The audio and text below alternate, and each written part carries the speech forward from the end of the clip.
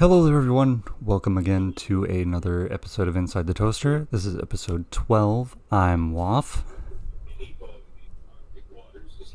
I'm CookinDaBird. And I'm TouchOfOblivion. Damn. We got the boys here together, all three of us, live here from my headphone stand. And how you boys doing? You boys doing good? Yeah, I'm doing fantastic. I'm doing okay, all things considered.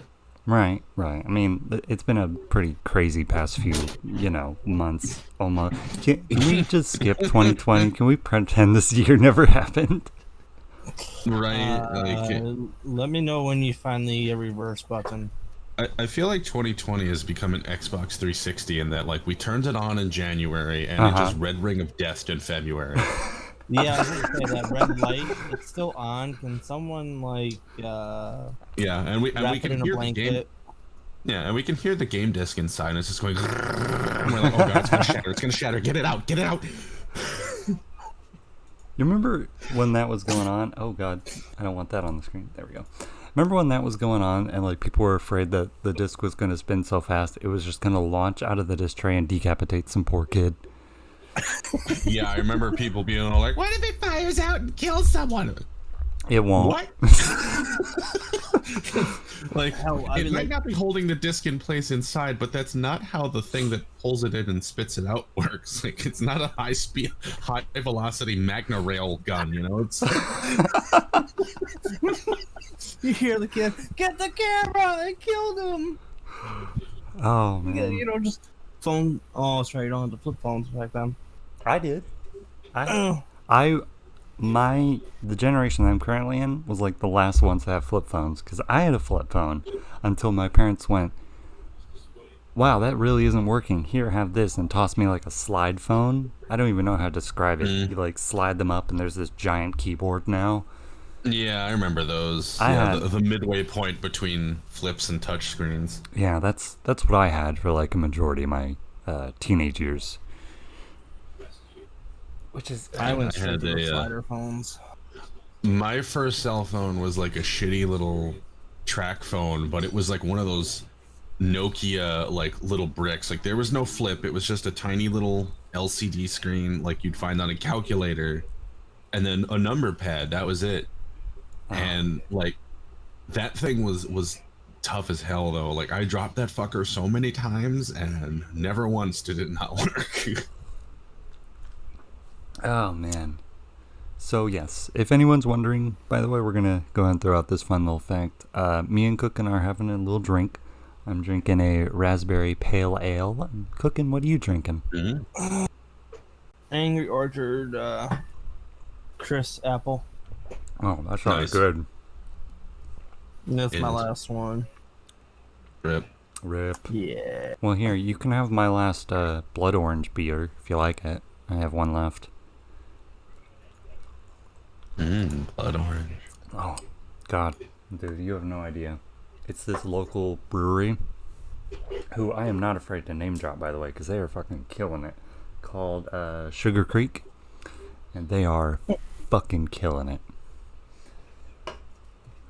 Their raspberry is so delicious, but don't drink it warm because it tastes like medicine and then suddenly hits you with a very strong raspberry flavor, so please chill it. Man. So, what you guys been up to lately? Playing any new games? I know, Toucho, you're still playing Sea of Thieves. Yeah, but I've also been doing Final Fantasy VII Remake, which, outside of a stint on the Final Fantasy XIV MMO years ago when it was first re-released, is my first ever Final Fantasy game. Really? I've been enjoying that. Yep, never played an actual Final Fantasy before. Never played the original 7 either. And also been hitting up World War Z and lately Crucible as well, which just came out. I saw you playing that earlier, yeah. What about you, Cook? Playing anything interesting? Well, I've been playing my good old childhood favorite, City of Heroes, for a bit. things are kind of turning up with getting to know the game devs, so that's kind of been a bonus slightly. But as of yesterday, I've been starting Farm Simulator. Sounds like a very chill game. Yeah, it's really interesting. Oh man. Like I told myself I would never get it, Right. but I got it, and I can't stop playing it now.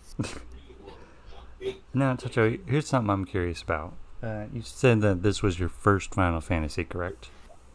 Mm-hmm. You are correct. Are you going to do like what I did with the Persona series, and even though you started with the most recent one, you're going to start going backwards now, checking out the others? Honestly, probably not, because one of the big things that kept me away from Final Fantasy was turn-based combat. I am not a fan most of the time of turn-based combat scenarios, because it kind of kills the immersion of the fight for me. But I may give Final Fantasy 15 a shot, because I've been told that the 7 remake combat is heavily based on 15's combat, and I very much enjoy the combat, so I'll look into it, look at a little gameplay maybe, and just see, like, does this look like a game I'd have fun with, and then maybe I'll try Final Fantasy 15. Right. Man, I am like hitting a point where I'm like, pre-orders came out like such a weird time, because I'm already burnt out of Animal Crossing. I've gotten so far in it. I've got up to a 4-star island, I'm just out of things to do in it. And I've already beat Doom Eternal twice now. I've finished the Persona 5 expansion. That's done with. I've already exhausted myself on Fallout 76. I am just burnt out, and I really need new games to play.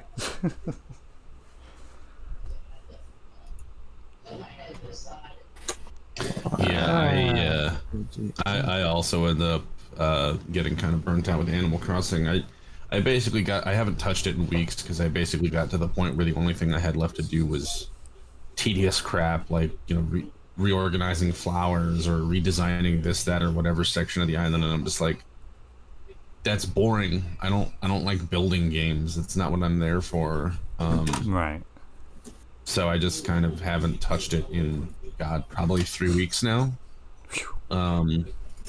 Yeah, I haven't, there's nothing in there that I want to do anymore. So I'm just like, okay, well, I guess I'm done with Animal Crossing. It was fun, but I'm sure I'll come back to it. That's kind of like me with Minecraft as well right now. Oh man, I couldn't even imagine touching Minecraft again unless I was playing with someone. I don't even think I'll touch that in a long time. Well, right now one of my friends is trying to set up a Minecraft roleplay server, so we've been trying to set up all the buildings for it, and I won't lie, having to listen to YouTube videos just to make one building. Yeah, I'm done with that shit. Yeah, it gets tiring, especially when you hear the same guy and he's very freaking undecisive about his shit. Yeah, kind of tired of it. I know what you mean. It's just, I just feel like I said, like so many big games, like the new Final Fantasy, well, I shouldn't say new, it's remaster. The Final Fantasy game, like I said, Doom Eternal, Animal Crossing came out at such like an awkward time, and there's no way they could have planned that, Like it started off kind of funny, like, oh, well, look at this, all these games are releasing at the same time, and then quarantine hits. No, I definitely get that. So I feel like most people just kind of get like burnt out.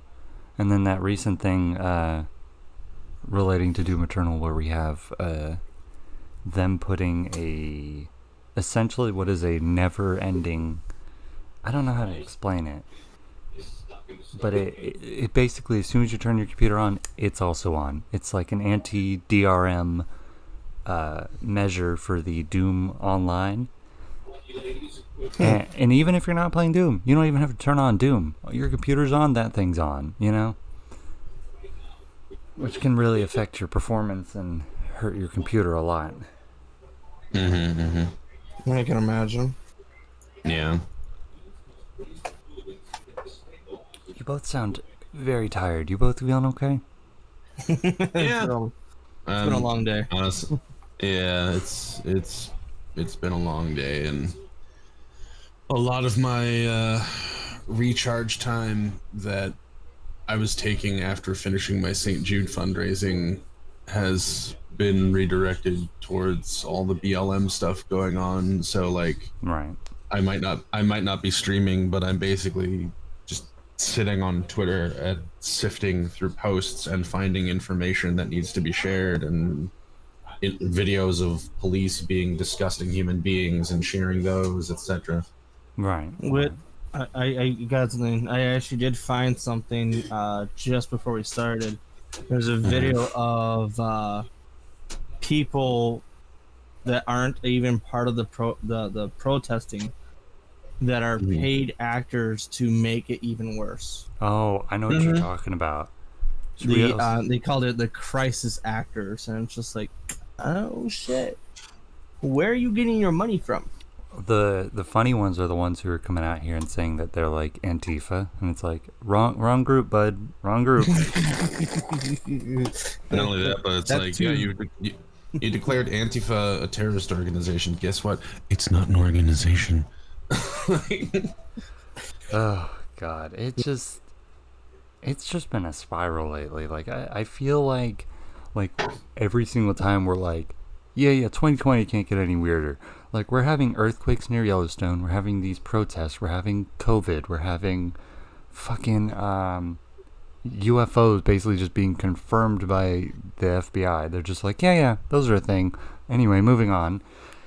And like, there's just no way that this could get any worse. Oh, I forgot to mention, almost going to war, having the very brink. Oh, and then the Kim Jong-un almost dying. Like, it's crazy. Like, there's no way this year could get... I shouldn't say Don't that. forget the murder hornets. Oh God, I forgot about those. Did you hear how big those things are?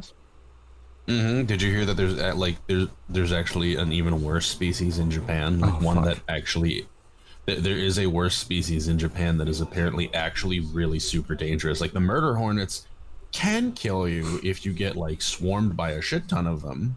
Otherwise, you're just going to be in a lot of pain. But the other one, like, those fuckers are dangerous. I know what you're talking about now. Yeah, they're like, I wouldn't say they're like twice the size of a normal murder hornet, but they're definitely fucking huge. Yeah, yes, they're very big. Yeah, please. Can we? I think 2020 has malware. Can we delete it? Any chance, or do we have to wipe the whole system?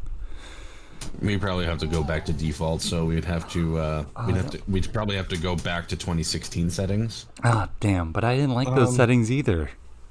Could we hire Kenyon Reeves to reboot the system? I don't think he'll be able to.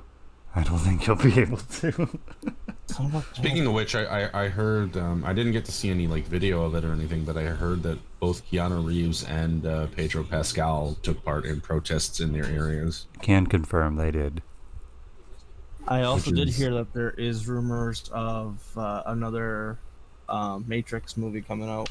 Can confirm it is.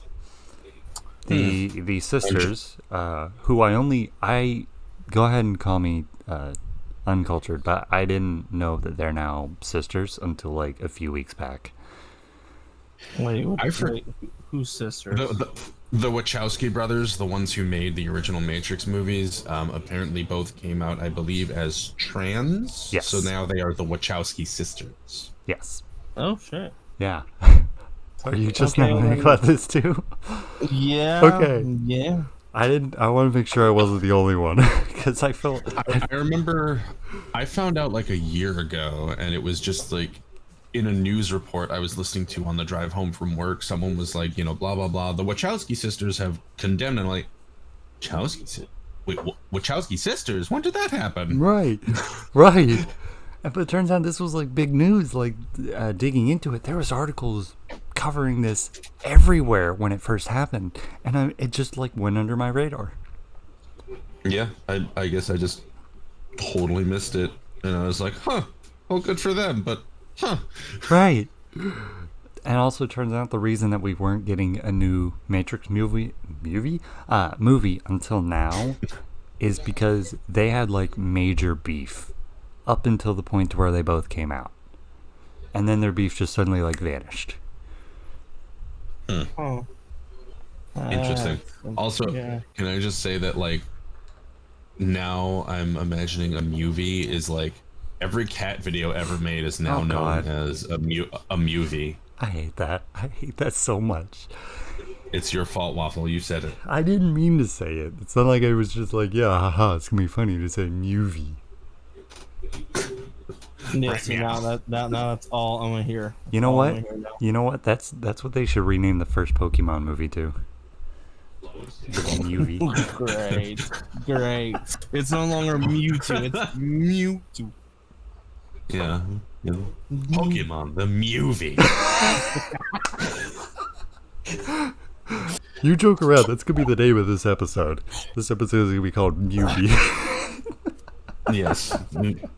Pokemon's the movie, and then just like the image for the podcast just needs to be a little picture of Mew. with like cat ears or something. Oh no. Yeah. I'm not gonna do all Yeah, that. forget about Inside the Toaster. This is now Inside the Movie.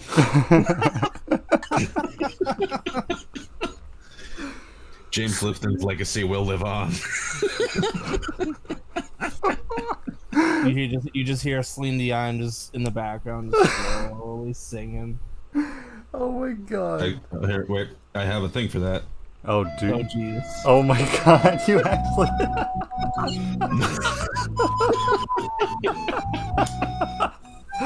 I can't believe you have a thing for that. I can't Do believe. you want to know why I have a thing for that? Probably because it's like an alert. No, it's because in Sea of Thieves, I believe it was for February, they released what they called the Emotes of Love bundle. Oh. And it was all Titanic themed emotes. So there's an I'm flying emote. There's one that's called We're Flying, where if you position it right, it looks like Jack behind Rose when they're doing the arms out thing. And then they also had a painting thing where you pull out like a piece of paper and you're clearly like painting on it. Oh my god. And then there's the attached emote for that. It's called Pirate Posing, wherein you like do the pose that she's on the couch, you know, like painting like one of the French girls. Yes. Oh Yeah. my god. So yeah, I that's why I have that soundbite, so that I can do I'm flying behind people, or we're flying behind people, or I can do I'm flying by myself. That's it. Oh god. That leads me into my whole like segue. So Tacho, you know, I was gonna cosplay for this year's TwitchCon, and I have the cosplay. It's there. I have it. And what I was gonna do was I was gonna go around dressed as Yusuke from Persona 5, and I was gonna ask if people wanted me to draw them, and if people knew the character, they would be like, "Oh yeah, totally, draw me," and then I was gonna draw like a stick figure or something. That'd be funny. That's what I thought. Man, I'm already like losing hope, and there's just a part of me that's like melting on the inside because I got business cards, I got the cosplay, I had the hotel room, I had the plane ticket. Here's the thing: is that even if it doesn't get canceled, no one's gonna go. Oh yeah, Like it's gonna be the low. If it happens, it will be the lowest population TwitchCon ever. and that's what like bums me out. Like I understand safety is important, but it's just like, Yeah. it's like, you know, the first year to where I had all my ducks in a row, like everything was set up, Yep. and then the virus was like, yeet. Right. Yeah. Yeah. That's basically. Yeah, what like it was. honestly, like the money that I was saving for the convention, like that's gone because of the fact that I'm 2 months in on not working because of COVID, and Damn. I got fuck off from unemployment. Like I got a letter saying we'll give you this much a week, up to this much total over time if needed. Right. However, there's a pending issue on your claim. Please wait for a call from us. Where's my fucking phone call? It still hasn't come. I've been trying to call them and I can't get through. It got to the point where basically I emailed my governor's office last week and was like, help, please. And they got back to me yesterday and were like, they basically said we poked the Department of Workforce Development for you, and they said that they'll be contacting you soon. Damn. So hopefully that means that they'll actually fucking call me maybe this week. I mean, I know how you feel. Like, I like having a nest egg of money, and I won't lie, I had a damn good nest egg going, and then the virus hit, and I was like, you know what, I got my nest egg, I'm gonna get unemployment, I'm gonna get the stimulus check, I'll be fine, I'll be able to stay afloat. Until the government was like, oh yeah, you've been denied for your stimulus. And then unemployment turned around and went, oh yeah, you're denied for unemployment. And now I have just like no nest egg. Well, it's built back up now. Now we're back to somewhat normalcy, but fucking hell.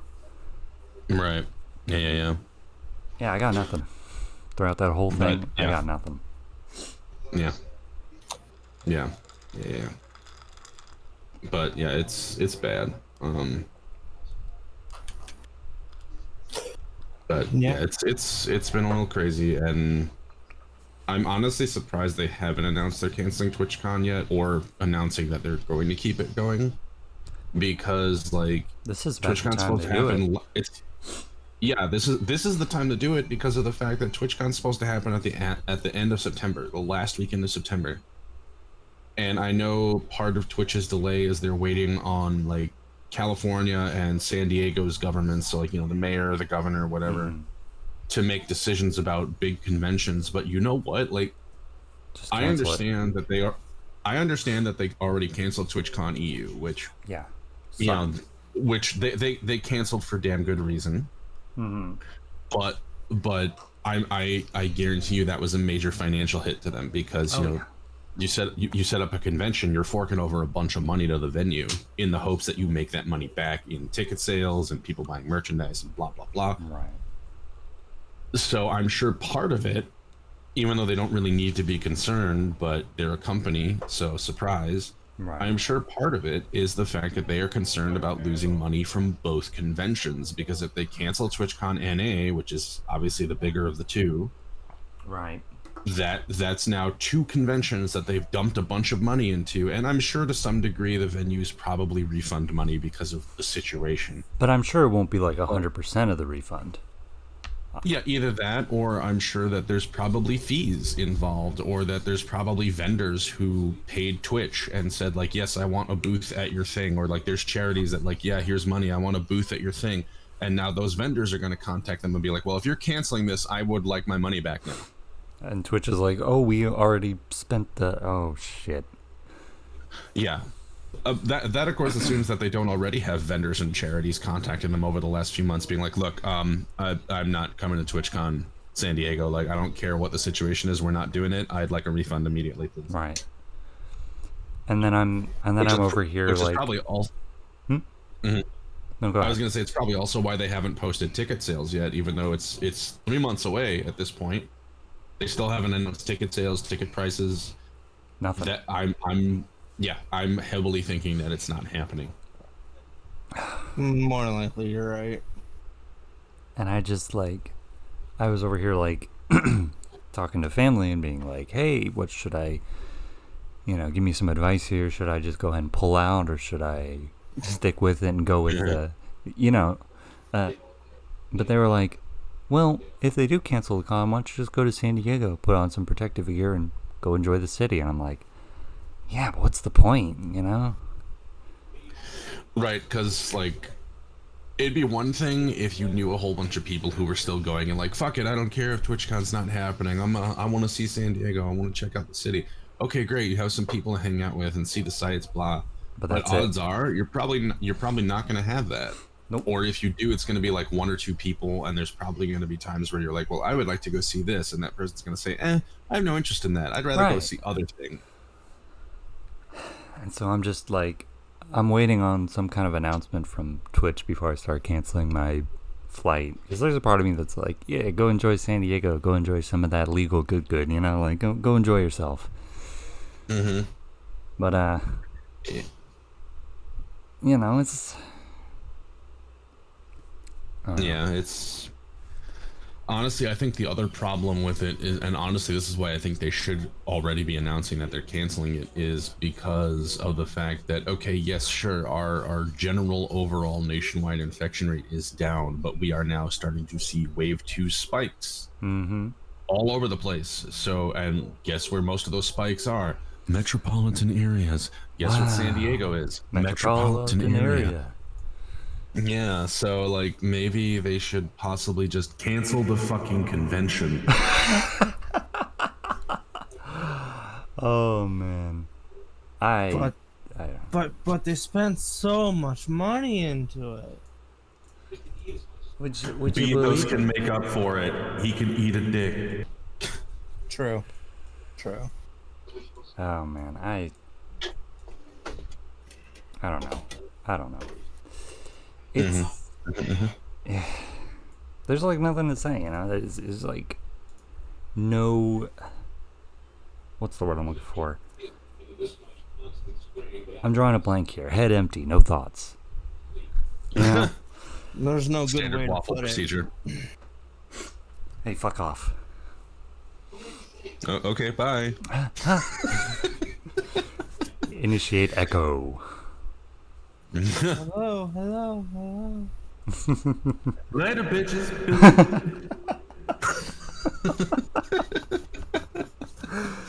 Oh fuck. If TwitchCon does happen, I'm punching you in the gut, Toucho. Just warning you. This is happening. That's fine. Did you just say that's fine? Win. Yeah, I'll deal with it. You'll just deal with it. I just run up. Hey, Touch. Whack. I mean, I got that thick gut, and like, you know, I can tense that shit up so it's like hard muscle. Like, it's not all blubber. There's muscle there. Like, Yep. as long as I see it coming, I can tense up and just like, Like bounces back, and I end up punching myself in the face. I mean, maybe, or your own elbows of destruction turn on you. Oh no. I mean, they already have several times. I'm not surprised. Cookin, if you're unaware, the reason that his elbows are elbows Oh, of you're destruction. gonna tell this is story now? All right, go for it. Yeah, Go for it. At TwitchCon 2018, I'm gonna defend myself you know, again. Waffle, me, and a bunch of other people, like, we're standing around discussing what we want to do or where we want to go look at something, and like, Waff has his hands like on his hips, just kind of, you know, he's just casually standing there. I'm just right? stretching. He is a very tall man. Like, he is very tall and very long. And as he turned at one point during his stretches, his elbow almost clipped this short girl right in the eye. And like, I was like, Jesus, man, watch out, you almost hit her in the face. And I didn't realize, I didn't even see her, because like, she was coming, like, I was facing forward, and she was coming from behind me, and so, like, I turned, like, counterclockwise a little bit to, like, stretch my back, and, like, just almost drove my elbow, like, straight into her eye. Yeah, it's just, it was very much just, you know, just fuck. And then Toucho just, like, very quick reaction, like, somehow grabbed my arm at the last second, pulled me clockwise, and was like, what the fuck are you doing? It's true. Yeah. Holy shit, I almost missed the bullet. Yeah, like, I was just casually watching the crowd move around, and then, like, out of the corner of my eye, I just see this short blonde moving, and I, like, my eye moves over there, and suddenly my brain just goes, he's gonna hit her, and then goes, no, Waffle! And that, kids, is how I met your mother.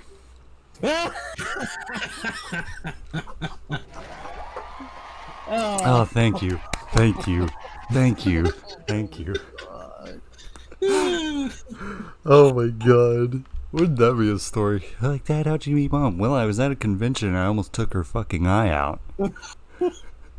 That's why she wears an eye patch now. Ever wonder why I call her Patchy behind her back? Let me smash.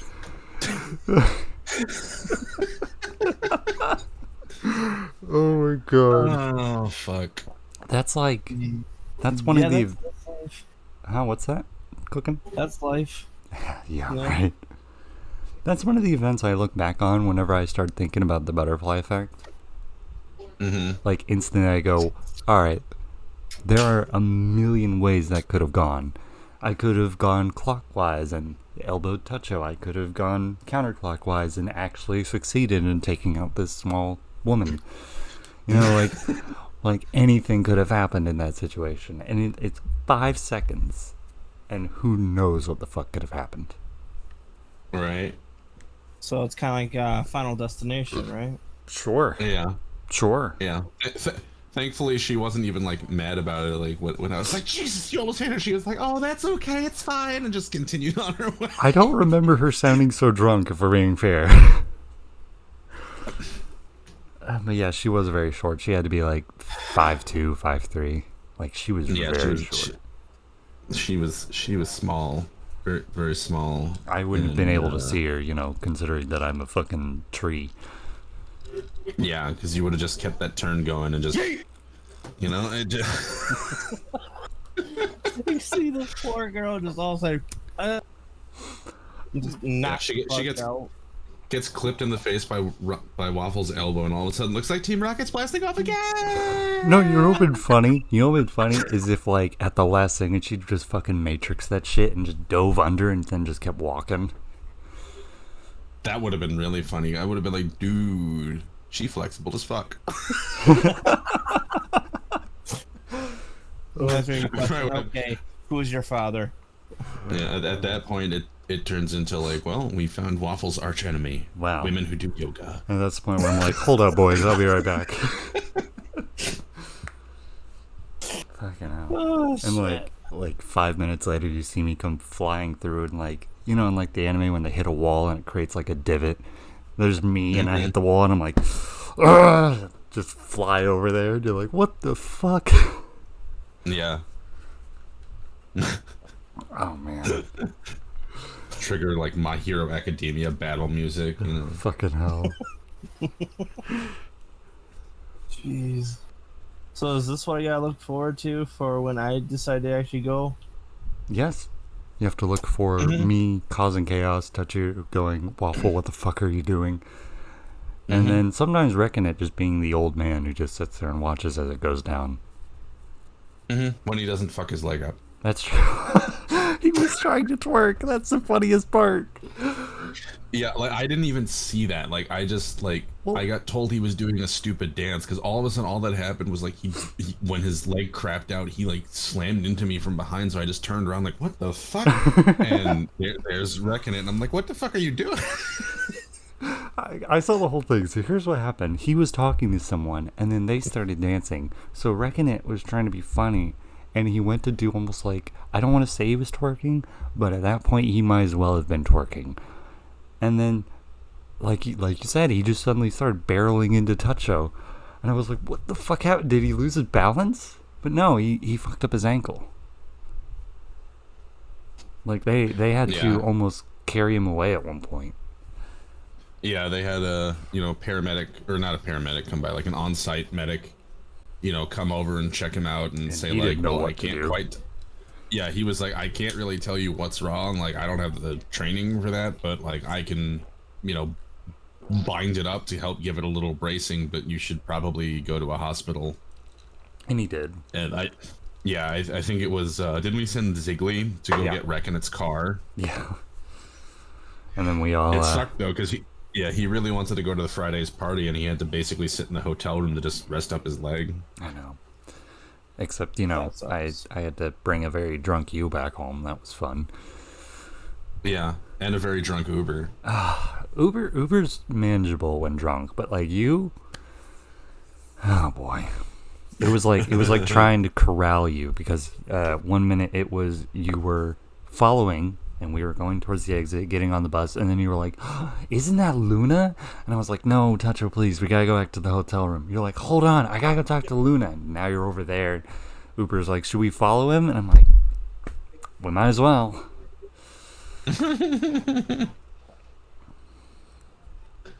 I just remember how Uber went from like sober to like a little tipsy to just like He was, sloshed. yeah. He went and got like double fisted like rum and cokes or Jack and Cokes or something. Yeah. So he's got 2 of them, and he finished them both in like what, maybe 20 minutes. Yeah, less than that. It was like maybe 10 minutes. And like like he slammed both of those in like maybe 10 minutes, and then 10 minutes later he's just like, "Hey, you guys, a great fucking party, right?" And we're just all like, "Oh."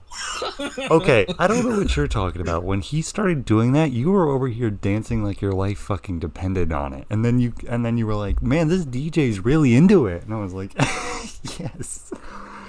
I don't know what you're talking about. I remember Uber came up to me at one point because he went to go get more drink, I think. Yeah.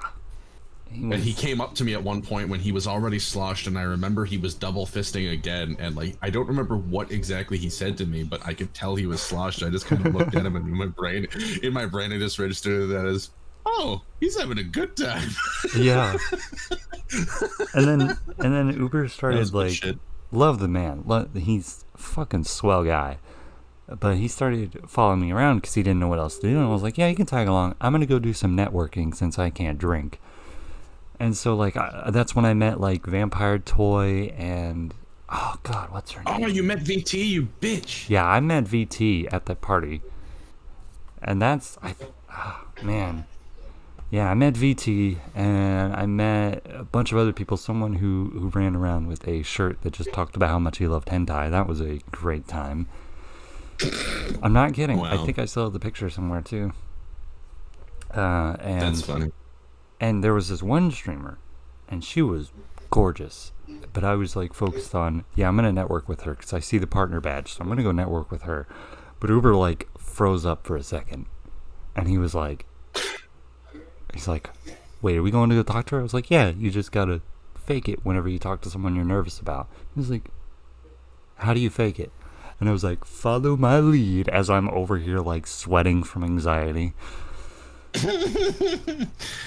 Yeah, I remember, thankfully because of, Twitch meetups I'd been to, I'd already gone through my, oh my god, it's a partner moment, because the first Twitch meetup I went to, there was a partner that I watch periodically now, named Willow MVP, and I didn't know she was coming to this thing, because, she lives in Wisconsin, but she's like a good few hours north of me, so I didn't expect to see her there. Right. And she was there, and like part of me was just like, oh my god, she's here. And like part of me was like, I should go say hi. Wait, no, I can't say hi. I just started streaming. I'm a fucking pleb. I can't talk to her. She's a fucking partner. She's like way up there. Like I'm fucking tadpole in the pond. She's a big fish. And like later on, like a couple of weeks later, I was talking to her on Twitch because I had to whisper her about something, and we ended up talking for a bit, and she was like, "Dude, you should have just said hi. Like, I'm just a person. Like, I get it. I have a partner badge, but like, yeah, I'm just a person. She was like, you can come up and say hi." And I was like, "Well, next time maybe." And yeah, I think that helped with being at TwitchCon and like running into partners that like like partners like Cheese and like Stream Dad. I wish I could have run into Warwitch there, but he wasn't there that year. But when I ended up going with Reckon It to hang out with Danica and Ziggly, I didn't realize her friend HJ Tenshi was gonna be there, and he's a partner. And I was like for the first 10 minutes of being around him, I'm like, oh god, it's Tenshi. Oh god, how do I talk to him? And then like he was just so chill that I was like, oh, I think I know who you're talking about. Yeah. Hi. Yeah. I don't know. I still think I didn't. Most of the people I watch now, I didn't even know about until I went to TwitchCon. Like Wix, I had no fucking clue who he was until I went to TwitchCon and met him, and I was like, damn, they just have this aura about them that's like, whoa. Like, I need to be near this person, you know?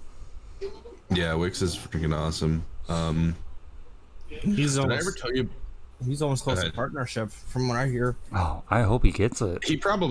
Honestly, he probably could apply by now. Yeah, with how many people he pulls in, yeah. I don't know what his 30-day average is. Like maybe he hasn't hit it yet, or maybe he's not ready, or they are not ready to do it. But right. Yeah, I don't know, but I think like if they haven't hit the prerequisites yet, They will. when they do and apply, I think they'll get it. Totally. I have not even a shadow of a doubt that they will get it. Just because they're such a swell person, they've got an absolutely lovely community. Like, fucking hell. If they don't get it, it's gonna be like, what the fuck you doing, Twitch? Come on. Yeah, You got somebody I mean, who granted, from what I know, like no one should be surprised if on their first attempt they get rejected, because apparently a lot of people get rejected because Twitch doesn't want to just see you like, oh, you hit the prerequisites, yeah, here's your check mark, enjoy. Right. They want to see like, all right, you hit the prerequisites, can you keep them? Right. Yeah. But yeah, Go ahead. yes, TwitchCon's good shit, It's very good. good stuff. What you doing in the background there, Waffle? Sounds like I you're doing- may or may not have spilled a little bit of beer. Just a little bit. Just a little bit. Well, Okay, I didn't spill like a shitload of beer. I just spilled a tiny bit. And it's kind of funnier knowing that You got the, 10 partlies up!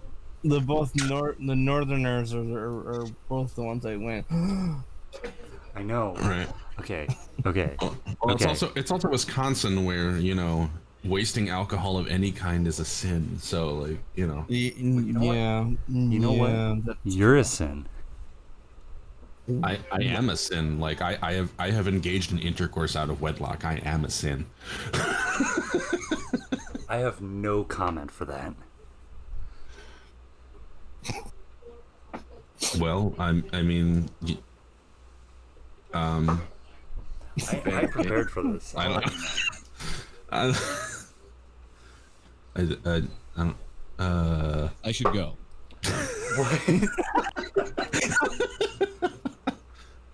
Alright. Hold on. Yeah. Hold on. So what No, are you two riffing on me for spilling the beer? Is that what's going on here?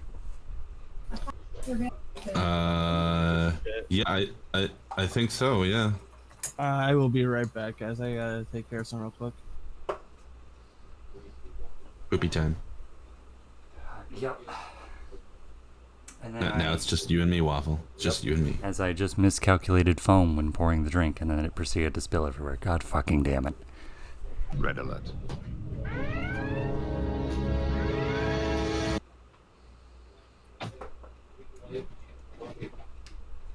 I don't like this. Waffle, I just. So This is tell why I me, don't drink. You overestimated the foam and have spilled a Yes. bunch of beer everywhere now. Yes. Yes. Correct.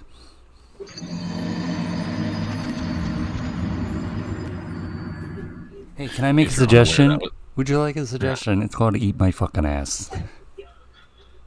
Let me think about that. Lemony smash. Well, good news. I'm available on Tuesdays and Fridays.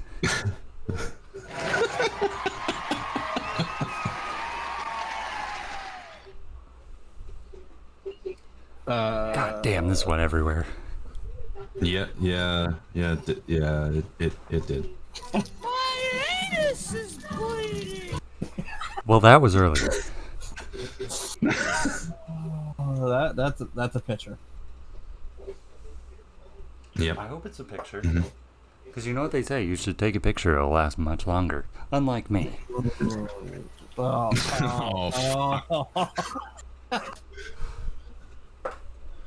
Waffle just took a big old fat, just big fat all over himself. Yeah, God, he might want to clean himself off with that. I'm trying to, but you guys keep saying shit. Well, we're not helping? Easy peasy lemon squeezy. I mean, yeah. how to wreck Waffle 101. I hope you're paying attention, listeners. Oh, fuck off.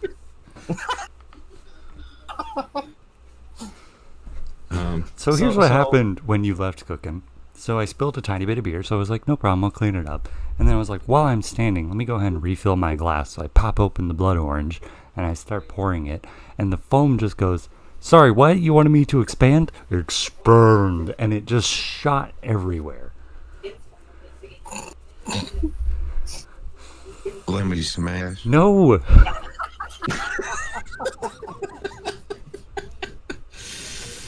I hate you. Wait a minute, I don't know if this plays through.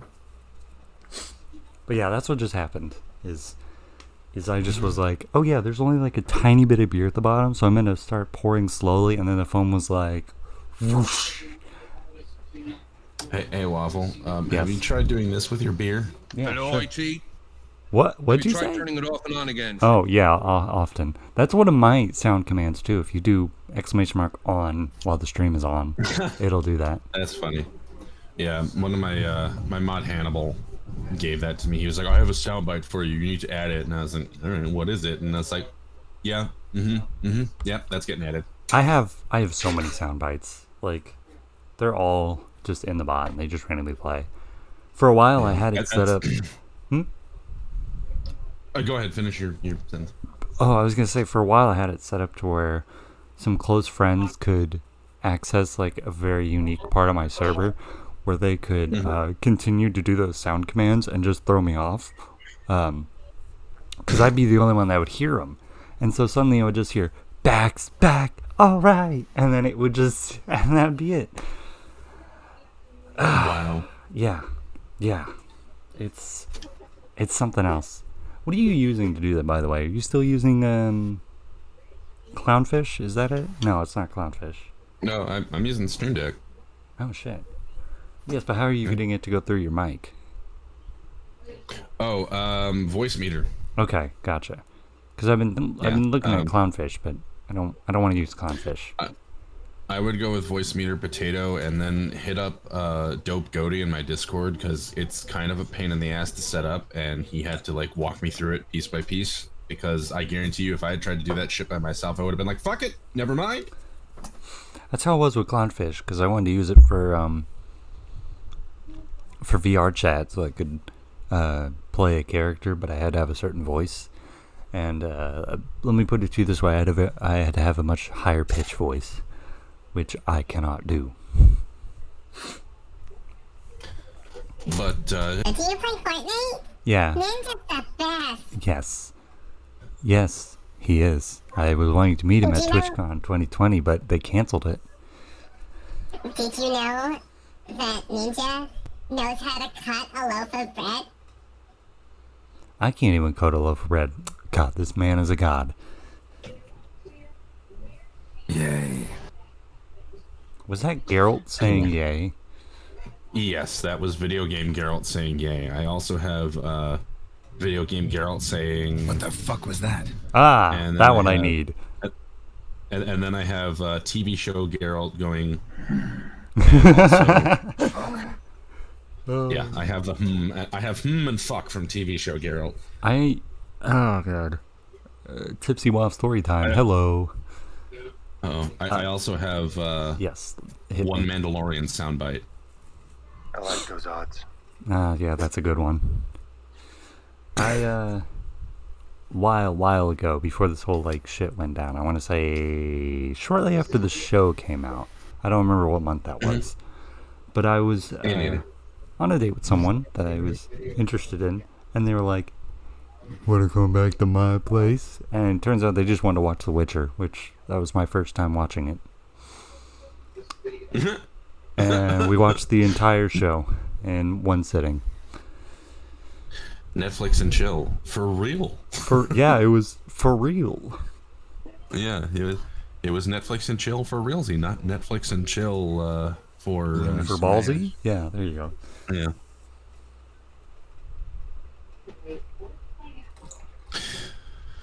So I do believe, sir, that you had wanted to touch on some heavy subject matter. See? Yeah, we're almost there. We're almost there. Don't worry. Okay. We're getting wasn't there. sure. Don't worry. I will alert you. It's not like the whole beer thing threw me off. I have the timer right here. Oh, there's a timer. Okay. I Yeah, didn't know yeah, that. that's what I was saying earlier. I literally said that when I was like explaining everything. Fuck. Fuck. Oh, fucking shit. We will talk about that kind of stuff. But first, I want to ask you. So are you a Sea of Thieves streamer now? Pretty much. Have been for a while at this point, but because I've been doing a lot of extra streaming because of the COVID shit. Basically, I've been spicing it up with other stuff, like Right. hence the Final Fantasy. Granted, Final Fantasy VII Remake, I wanted to play because I saw Cheese playing it, and like he played the original back in the day, but he didn't really remember it because he played it when he was a kid. So Right. like, you know, he's like, I played it, but I don't remember it really. But he was having such a blast with it because I planned on ignoring it. I was just gonna be like, okay, cool for the people who really like Final Fantasy, that's awesome. But I was going to ignore it, and he was having such a blast with it, and it looked like a fun game that I was like, fuck it. Fuck it. Let's do Final Fantasy VII. And periodically, my friend Brittany will hit me up and be like, you want to play World War Z? And I'm like, yeah, okay, I'll kill some zombies. Let's kill some zombies. Okay. Now my follow-up question. My follow-up question is this is actually a request question. Why? What brings you back to Sea of Thieves? What brings you back? Oh, Yeah. oh, that's a good question. It's not a call out. It's And, not a bully. This is not a right, bully podcast. I mean, I can bully you if you prefer, but that's $30 extra. Well, I hope whoever asked that question is ready for a long answer. 'Cause they're gonna get one. Define long. Like it's not gonna just be me saying 30 seconds of like, oh, I just really have fun with it. You know, it's a good game. It's really fun. I think like everyone should be playing Sea of Thieves. But is it That's not how it's fun? gonna work. It is fun. It is definitely a lot of fun. Something that I will say is that you need to be at least prepared for the fact that because it's a PvPvE game that you might not want PvP, which is fine. Mm-hmm. But PvP will happen. There will be some point or another while you will be doing whatever you're doing, and another ship is going to go, I want their stuff. Right. And even if you don't like the PvP, here's what you need to do. Don't run away. Fight. Why? You're probably going to lose your stuff, but the loot's replaceable. What's not replaceable is the PvP experience you will get, so that even though you don't like to start shit, you will eventually be able to be good enough that you will have a chance at protecting your shit and making someone else get sunk because they started shit with you. Is that what brings you so back? like, honestly, what brings me back to it, one of the big things anyway, is the fact that it is a sandbox game, so I can basically do whatever I want on a particular day. Do I want to go around and start shit with other people? I can go fight other people if I want, if I can find them. But do I just want to go kill skeletons that day? Yeah, okay, let's go do that. I can go do that. Do I just want to like derp around and like sail the seas with no plan in mind and just like, well, let's see what happens? Yeah, I can do that. And it's definitely a game that I would say you need to have people to play it with. You got to have friends to play it with, because if you're playing with randos, I'm not gonna lie, you're probably gonna end up with some garbage. So what you're saying is if you didn't have those friends to play with, that you probably wouldn't be playing Sea of Thieves. I mean, the game is not designed for solo play. I'm gonna put it that way. You can. We're just solo throwing out a play. hypothetical here. Just a hypothetical. Yeah. I mean, if I didn't have people to play the game with, I would probably play Sea of Thieves periodically. Assuming that it was still a multiplayer game. If we're talking I didn't have people to play it with because it's single player, I might still play it a lot, because at that point my worst situation is going to be another pirate shows up and I have to fight them. Right. But if we're talking like I'm sailing by myself all the time and getting rolled up on by ships that have 3 or 4 people on them, like, no, I probably would not play it as often, because Right. while yes, loot is replaceable, when it happens over and over and over again that you get dunked on, eventually you just kind of it halts your progress in the game in terms of gaining faction reputation and gaining money to buy cosmetics, because let's face it, the game is all about making your pirate and your ship look as cool as you want. So if you can't afford to get any of the cosmetics that you want to make your pirate look cool or make your ship look cool because you keep getting sunk, you're not going to have fun, because eventually, even if you don't mind getting sunk, you're going to have the mindset of, you know, why am I doing this? Like, I never get anywhere. Right. Which is why I suggest not playing by yourself. If you can, find someone who's an experienced player so that you can focus on learning the game and enjoying the game and figuring things out, finding out what you like in the game, while they worry about, you know, oh, there's someone coming after us. Like, don't worry, I got this. I'll go board him and kill him. We'll handle this. Right. Okay. So But, it sounds yeah, like the game. it sounds like what brings you back is the community and the people you play with. Yeah, and honestly, the fact that every time you play, the game is different, because, like, are the missions the same? Yes. You know, is the map the same? Yes. But different shit happens every time you play. Like, you might roll up on, like, I've run into people on Sea of Thieves that I ended up becoming friends with, like Wade and Devin. I met them randomly in Sea of Thieves. Right. You know, and there's other times that just, like, weird, funny stuff happens, because let's face it, that game Is has busted. some bug issues. It has some bug issues, I'm not going to lie. They have actually, this month's update was all, like, quality of life adjustments and bug fixes. So, like, Right. yay. But there are sometimes, like, you know, there's some annoying bugs in that game, but there are also times in that game where the bugs happen and you're just kind of like, excuse? Game? Hello? And then you just sit there thinking of Todd Howard. It just works. You know? You should get that as a soundbite. I should, honestly. Because, I mean, one of the things that's kind of become a running joke on my channel is Sea of Thieves, esports ready. Because it's not. It's not esports ready. All right. I mean, you mean there's no DLC packs coming out? I mean, there's 6 right now, and they're called "Fuck You." All of them, just all of them, are called "Fuck You." I will also say something else that's nice about the game that's not a mechanic standpoint, but every time that they release new content for the game in regards to, like, new missions or enemy types or whatever, it's all free. Like, they don't go like, oh yeah, we released skeleton ships and for $14.99 you too can fight skeleton ships. Like, no, they're just in the game now. Yeah, that's the issue I had with Maelstrom. Yeah. Which, while I get it, free to play game, gotta make money, but just make the game, you know. Especially because they plan on eventually making all the new ships free, so, or not free, but for, you know, the in-game money, like, not the microtransaction money. Right. So the problem there is, We like, talking wait a minute, about so Sea of basically Thieves? no, I'm talking about Maelstrom. Is that, like, when they first released the Ghost Sloop, it cost $10 of their microtransaction currency if you wanted to get it, or you could get the, like, the $20 pack that came with the alternate skin and whatever. Right. But you know, people were complaining about, like, you know, all the other ships were free and now you're adding a new faction and I have to pay to get it. And their response was, well, initially, yes, but if you wait a few months, you know, that ship will become free / you'll be able to buy it for the in-game. Sorry, kids, let me break some hard facts for you. It's a free-to-play game, and the devs need to make money. Yeah. Yeah, it's like, and I understand that, which is why I don't mind free-to-play games selling cosmetics. I don't mind that. They got to make profit somehow.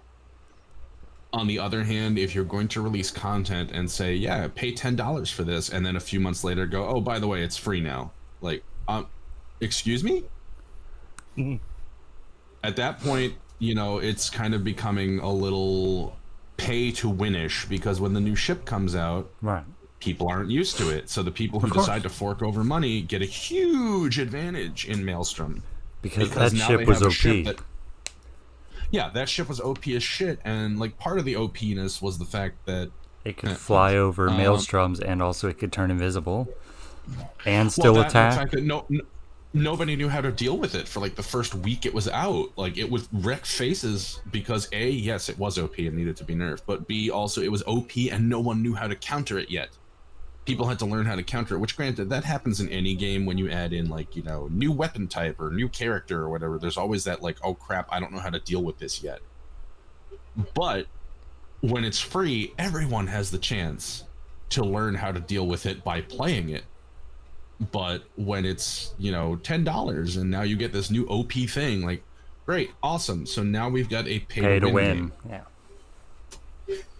Yeah, which was my problem with Maelstrom, which is too bad because the game has it's fun and it's quick and it has potential. Yeah. Cookin, don't think I haven't forgotten about you. I'm coming after you now. This bully podcast is now targeting you, buddy. Great. Oh, great. Sitting here just having fun. I noticed that you play Heroes of the Storm a lot, Cookin, and I'm gonna do what I did to Toucho, and I'm gonna come after you now. What brings you back to that game? Wait, Heroes of the Storm. Is that what it is, Heroes of the Storm? Am I saying that wrong? That's Blizzard's. Yeah, Heroes of the Storm is Blizzard's MOBA, my dude. Okay, I have an excuse. I'm slightly intoxicated. Anyway, that's fair. Okay, what's it called again? City of Heroes? Is that it? Yes. City of Heroes. See, I was on the right track. Mm-hmm. What brings me back is simply because the game started out in 2005 or 2004. I started it in 2005 and I fell in love with it since then. Mm-hmm. And when the shitty NCSoft shut it down in 2012, I was kind of devastated to know that they thought less of the people that were actually paying the game to actually play it and just shut it down anyways. And then to later, like 6 years later, find out that the game was still running, but under a private server. Right. Well, yeah, I definitely hopped back on. And it just so happened during that same time, I was already streaming, so it's like, hey, why not use it for stream? Right. I mean, it kind of works out, because City of Heroes on Twitch right now has a pretty big community going on. Like, I'm really good friends with 2 different servers devs, and I've already worked with them for deals. Mm-hmm. So I mean, things are going really good for City of Heroes on Twitch, at least. Mm-hmm. Let's say somebody from an outside perspective, what would you say would bring them into it? For example, like Toucho saying that Sea of Thieves brings you in because of the community and the people that you'll play with. Well, sometimes, I should say. Well, I mean, I would say the same for the community, but the aspect of being able to create whatever you want, like create whatever hero, villain, whatever costume, whatever power sets you want to use, it's up to you. There's plenty of things to do within the game. You can do, task force. You can do just PvP battles. Right. You can do the storylines if you wanted to. Mm-hmm. Or if you're into badge hunting, there's a shitload of badges to go get. Right. So there's plenty of things to do for the game, and the player base is so helpful and friendly. It kind of welcomes any new people to come in. Right.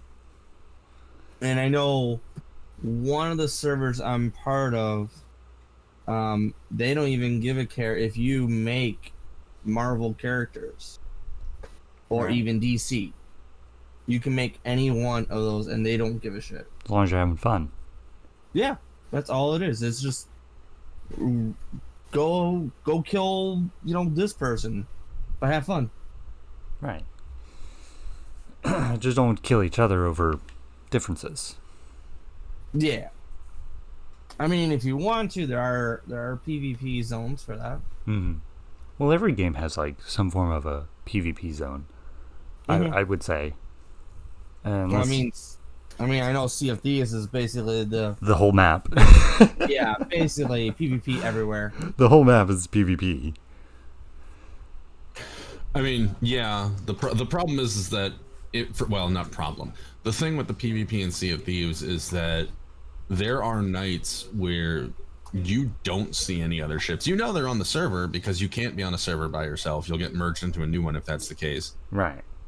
But like, you know, there's other ships. It's just they might be on the opposite side of the map from you, because you can only see a ship if it's within 6 squares of the map of you. Right. So if they're further away than that, unless they have some sort of marker on them that indicates where they are on the map, you know, you could be both doing your own thing and have no idea. Plus, there are honestly plenty of times where you see another ship and you're thinking, "Oh crap, we're gonna have to fight," and they're just like, "Nope, I want nothing to do with you. I'm gonna go wide around you because I don't want to fuck with you." And you're like, "Oh, okay then, that works out." I really enjoy. There's a lot of things that I really hate about the game, but one thing I really enjoy about 76's Fallout 76's system is, in order to engage any form of PvP, you have to fire back. So if someone comes up to you and shoots you with a minigun, and then immediately you hear them come on the mic and they go, "Whoa, whoa, whoa, accident. You don't have to worry about taking damage or your armor losing durability or anything. But if you fire back at them, you can kill them right then and there. And then they have the choice that when they die, they can either choose to continue attacking you, and their hostility will still stay the same, or they can just fuck off. They can be like, "I'm done with you. We battled. That's it. I'm done." And the winner even gets money for it. But of course, they patched it out now. There used to be a bug to where you could trigger that hostility by forcing a player's base to attack you, and then you could hunt down that player and kill them right then and there. That was a chaotic bug. I don't know if it's still in place, but I don't see anyone doing it on me, probably because I have a bunch of rocket turrets everywhere. Fuck off. It's like, yeah, I'm going to use this guy. I'm going to attack him. He's only like level 80 something. I mean, how hard could it be? I'm level 400. But yeah, no. And I prefer a system like that, to where an open world, anyone can play, but the only way to engage in PvP is if both parties agree to it. I don't like the whole like going through a menu, clicking on the player, invite to duel, and then they reject it or something.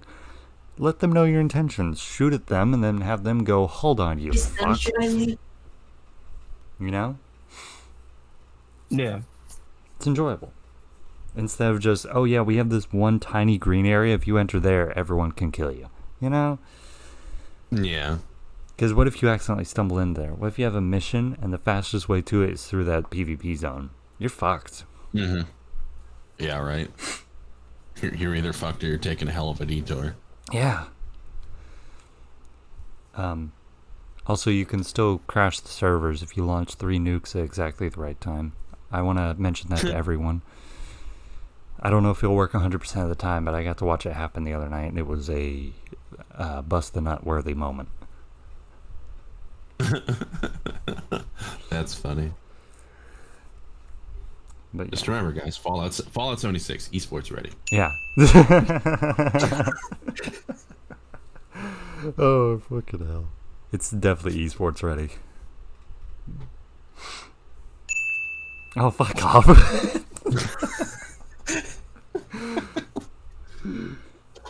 God damn it. Yeah.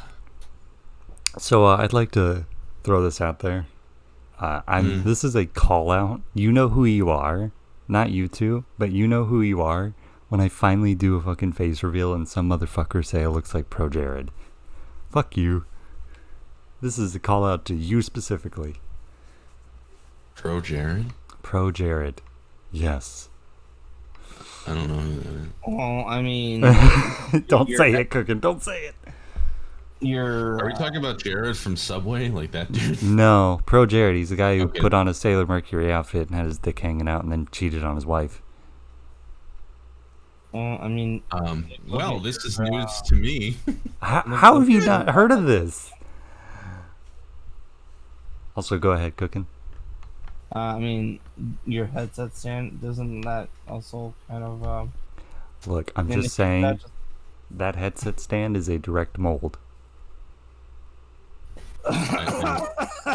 right. Ladies, I'm For those single. listening who may, for those who don't know who may be listening, Waffle has a giant, like, what is it, 4 foot tall 5 foot. giant. Well, it's not even Oh, it's a 5 5 foot. foot No, tall. no. I think it's like It- 4 something.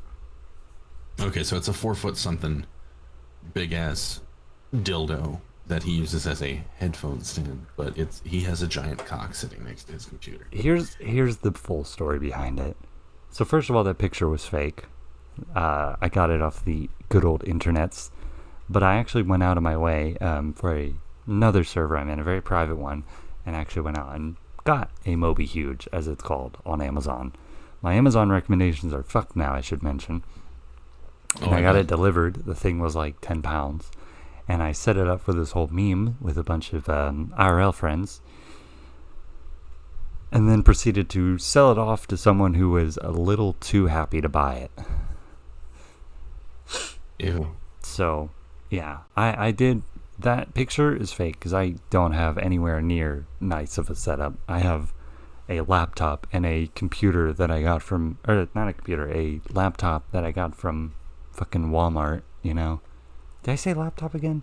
Keyboard. There we go. Jesus, you're such a lightweight. Like a couple of beers in and you can't even speak. Well, no, I'm not even a couple beers in. I'm like 1 1/4 in right now. And that's just because I'm See, stupid. I was trying to and give you benefit of the doubt and you just like fucked yourself. I really am a lightweight. Like, these are both 8%. These are both 8%. And that's enough to get me done. Like, if I have 2 more of these, I'll be very drunk. Like, right now I'm tipsy, so I'm kind of slurring a little bit and I kind of mess up my words, but I'm fine. See, there you go. If anyone's interested, you know what that means. Waffle is a cheap date. Damn right, because I don't drink enough. I usually don't like drinking either. Not unless they have something that tastes really good, like a frou-frou drink. Or if like somebody's like, yeah, we got this raspberry beer, then I'm like, yes. Oh, and then you would love the one wine I found. The what now? There's a new local winery that's up. I don't like wine.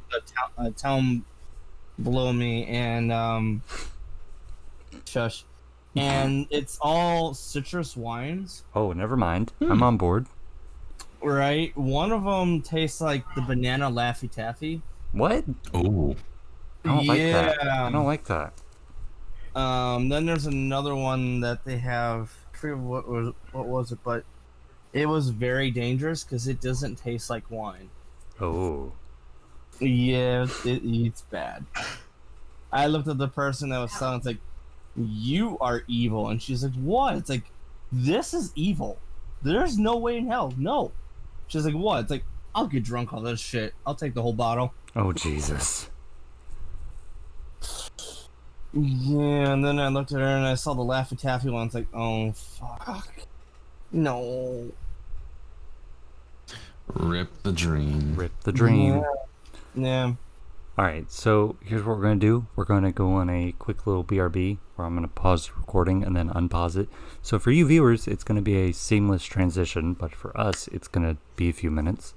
We're going to take a quick little break, and when we come back from said break, we are going to begin talking about some kind of fucked up shit going on in the world. It's going to get political, it's going to get a little bit heavy, and for some people, it's going to be hard to listen to. So if at any point you feel uncomfortable, you don't need to finish this. The funny haha is going to end. We may still make jokes here and there, but it is mostly going to be very serious because we have to talk about this and we need to address this. So if you don't want to be here for this and you want to listen to that, I understand if you click off. But without further ado, we are beginning the break now. And we have returned, but like I said, for you viewers, that was a seamless transition where we are back now. That actually took us like 10 minutes. The magic of editing. The magic of it, it's not even editing, it's just OBS's pause feature. As you mute yourself. Nice. Now the whole world can see you muted yourself, you plebeian. I was taking a hit off my vape. I figured you didn't want that. I don't. As long as you're not right up against the mic, I don't give a shit. Okay, I'll keep that in mind. I will remain unmuted and make sure to do it right next to my mouth. Oh, if you do that, I swear to God. Anyway. So now comes time for the hard part of the podcast, like I mentioned before, because I'm going to reiterate, even though these are going to be like 2 seconds apart from my last reiteration. If anyone feels they will be uncomfortable and don't want to watch this, or listen to this, I should say, totally understand. I get it. It's an uncomfortable subject. We're going to be talking about 3 things. We're going to be talking about COVID. We're going to be talking about the protest. And then we're going to be talking about the upcoming election. Giving our thoughts, giving our opinions, just kind of talking and debating about various things that are going on. COVID being a lighter subject that's a little bit easier to talk about. And then leading all the way up into the election, which is, in my opinion, probably going to be, well, I don't know. I feel like the protest is probably going to be harder to talk about, but we're going to go in that order, just to kind of talk about it. If you're interested, cool. Thanks for sticking around. If not, totally fine. Hope you enjoyed the podcast. So yeah, let's go ahead and get started. We're going to start off with COVID. Fucking hell. I had a family member that was showing COVID symptoms and was sent to the hospital, and now I can't get through to anyone, so that's fun. Awesome. That's Yeah. Already the awkward silence is kicking in. I love it. My mom works in nursing homes, as a speech pathologist with elderly people mostly. Helping them with, language and like throat muscle exercises so that they can swallow properly and don't, swallow and suddenly their food goes into their lung. Oops, Right. And we had a bit of a exposure scare at one point because a woman who works in her facility also works at other facilities sometimes, and she went to one in a town called Sheboygan.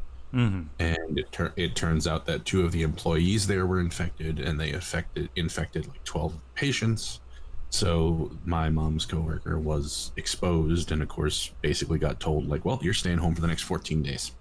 Yeah. And this of course turned into my mom staying home for a few days, because now it was like, well, she touched a bunch of stuff, because they share an office. She touched a bunch of stuff that this lady touched. Yeah. So now it's like, if that lady has it, does she have it?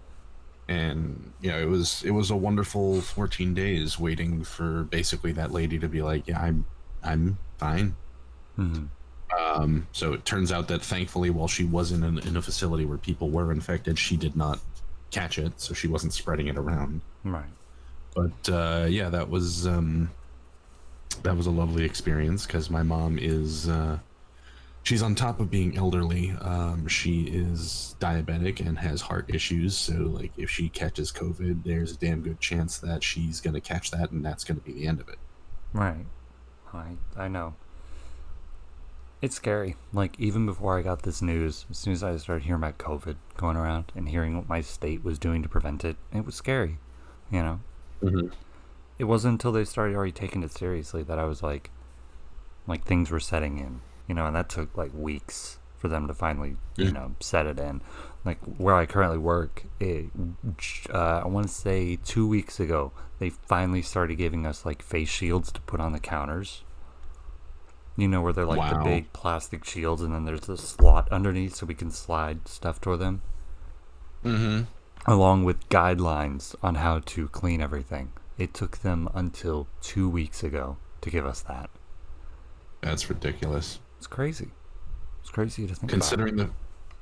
Considering the fact that, during the primaries, the Wisconsin primaries, Yeah. when I went, first off, something that they did was, instead of having in my town, we normally have, I think it's 4 different polling places based on where you live. You go to one of the 4. And they consolidated it all into the local high school. Oh, jeez. Well, I think they did that in part so that contact tracing would be easier to do. But when you walked in there, everyone was wearing a fucking mask, and you could tell that they were like probably put together a day or two beforehand, but they had like these, just some wooden pieces that you'd get from like Home Depot or whatever. Right. And they put together some plexiglass shielding so that if you needed to register to vote because you moved or whatever, you sit down and there's a plastic shield between you and the person you're talking to with a hole so that you can slide shit. Yeah. The person who hands you your ballots, like they had basically, those people were sitting at a table, and there was another one of those like white collapsible tables between you and them, and there was basically a sign saying like, don't try to reach past the table. Like, they'll slide you your thing, you reach forward, take it, slide it to you. Don't like lean over the table. The table is mandatory distance. They did all this stuff that they were just able to just put it together. Yeah, no. And like grocery stores and everything were doing it for weeks before that. So it's like the fact that your work was so fucking slow on getting some goddamn plexiglass shielding. And it's like, are you fucking kidding me? It's the airport too. Granted, my store was closed for like 1 month. So I want to say for the entire month of March. Guys, it is June now. It is June. Like, I'm seriously considering getting a second test, I wouldn't blame you.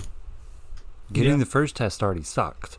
Because they shoved this fucking, like, I'm sorry for getting angry, but it's like something that I say is probably one of the worst, like, visits to the doctor I've ever had. Well, it wasn't even a doctor, it was a fucking, like, drive-through, Right. Because I had to call and schedule an appointment. They're like, well, you'll have to actually call this other person. Called them, and they're like, oh yeah, we could set you up an appointment. So you'll need to go to the other side of town where they have an old flu testing station to where you can go and get it done there. And they were like, just letting you know, once you get it, isolate yourself, just in case you have it. And I was like, oh, shit. Yeah, this shit's definitely, like, even from my side, shit has definitely gotten real. Straight Jacket Queen, my wife, she's already had a few scares where an employee didn't show up for work for like 3 days, and HR, like, I think at the middle of May, notified everyone that that person had confirmed COVID-19. And it's like, you're just letting everyone know now, even though it's been like weeks after. Thanks. And then on top of it, her company, which makes dental equipment, so like the dental flosses, the little micro brushes and everything. Well, they switched all the productions to start making the testing kits. And those suckers are long. Because they have to get all the way back in your sinuses. And you can feel it. That up my nose. Fuck that. I ain't shoving that up my nose. Well, mine, I didn't have, a choice. They were just like, all right, we need you to lean back. And then they just stuffed it right up without even a warning. And, like, they went all the way back, and they were like, they warned me ahead of time. They were like, just letting you know, you're probably going to cry. And I was like, from pain or uncomfortability? And by that point, they already had the pipe up my nose. And it's not fun. And then they, like, wiggle it around. There's some people that are listening to this, like, cringing. Because when I told the story to a coworker, they were like, ah. But, yeah. It goes all the way back. Then they wiggle it around, and then they pull it out. Mine, they pulled it out pretty quick. Like, it almost felt like they were trying to pull it like a fucking Beyblade string or something, It's like, what the fuck? And then they were like, they put it in a test tube, they sealed it, they had me sign a form, they put a sticker on the test tube, and then they gave it to someone else, and then they were like, go home, isolate yourself until you hear back. Oh, okay. That's fine. I as I'm over here, like, my nose is just pouring snot, and I'm crying, and I'm like, yeah, that's fine. It's fine. Yeah. Imagine, like, getting pulled over right after that, and, like, the cop is like, This guy had like a bad breakup or something. What the hell's going on? I should probably just let him go. Is he okay? You joke, but I did get pulled over because they thought I was doing unnecessary travel. They were actually going to ticket me for that. Wow. So what they did was they pulled me over and they were like, "What are you doing?" Because I wasn't in uniform yet. And I was like, "Oh, I'm going to work."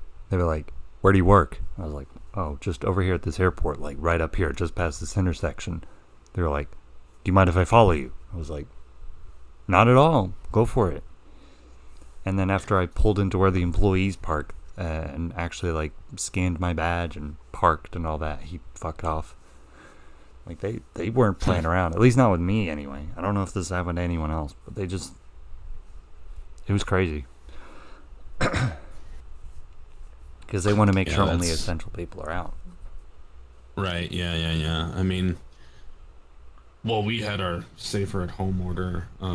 Like, I didn't get pulled over or anything, but, you know, I was still going to work at the time.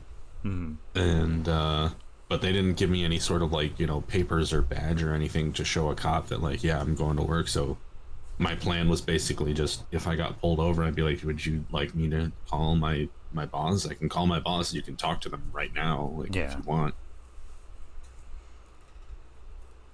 Yeah, and this whole, like, COVID thing, like, really just decided to put barrel of a gun against my gut and pull the trigger twice, you know? Because I got hit with my car insurance bill. I got hit with, thank God my landlords were fucking awesome and were like, "Look, we hear the city's being shut down. That means you're not going to work, right? We'll suspend rent for 2 months." And I was like, "Oh, thank you." See, landlords like that should definitely get like a pat on the back because there's a lot of people that got screwed over. Gets better. On top of that, I also got hit with, I got sent a letter in the mail, like, I want to say beginning of March, where they were like, "Oh yeah, by the way, your car's renewal is coming up. It's due on May 31st. Good luck." And so I had to not only pay the DMV, I had to go get an inspection and make sure everything gets renewed. I couldn't in time. Like, I think I got it done on like the 28th when everything finally opened back up. Which reminds, I gotta pay mine. Yeah, please. Because I haven't gotten my new tag yet, so I'm technically driving with an expired tag. Which fucking sucks. But everything's paid. I got it all taken care of. You know.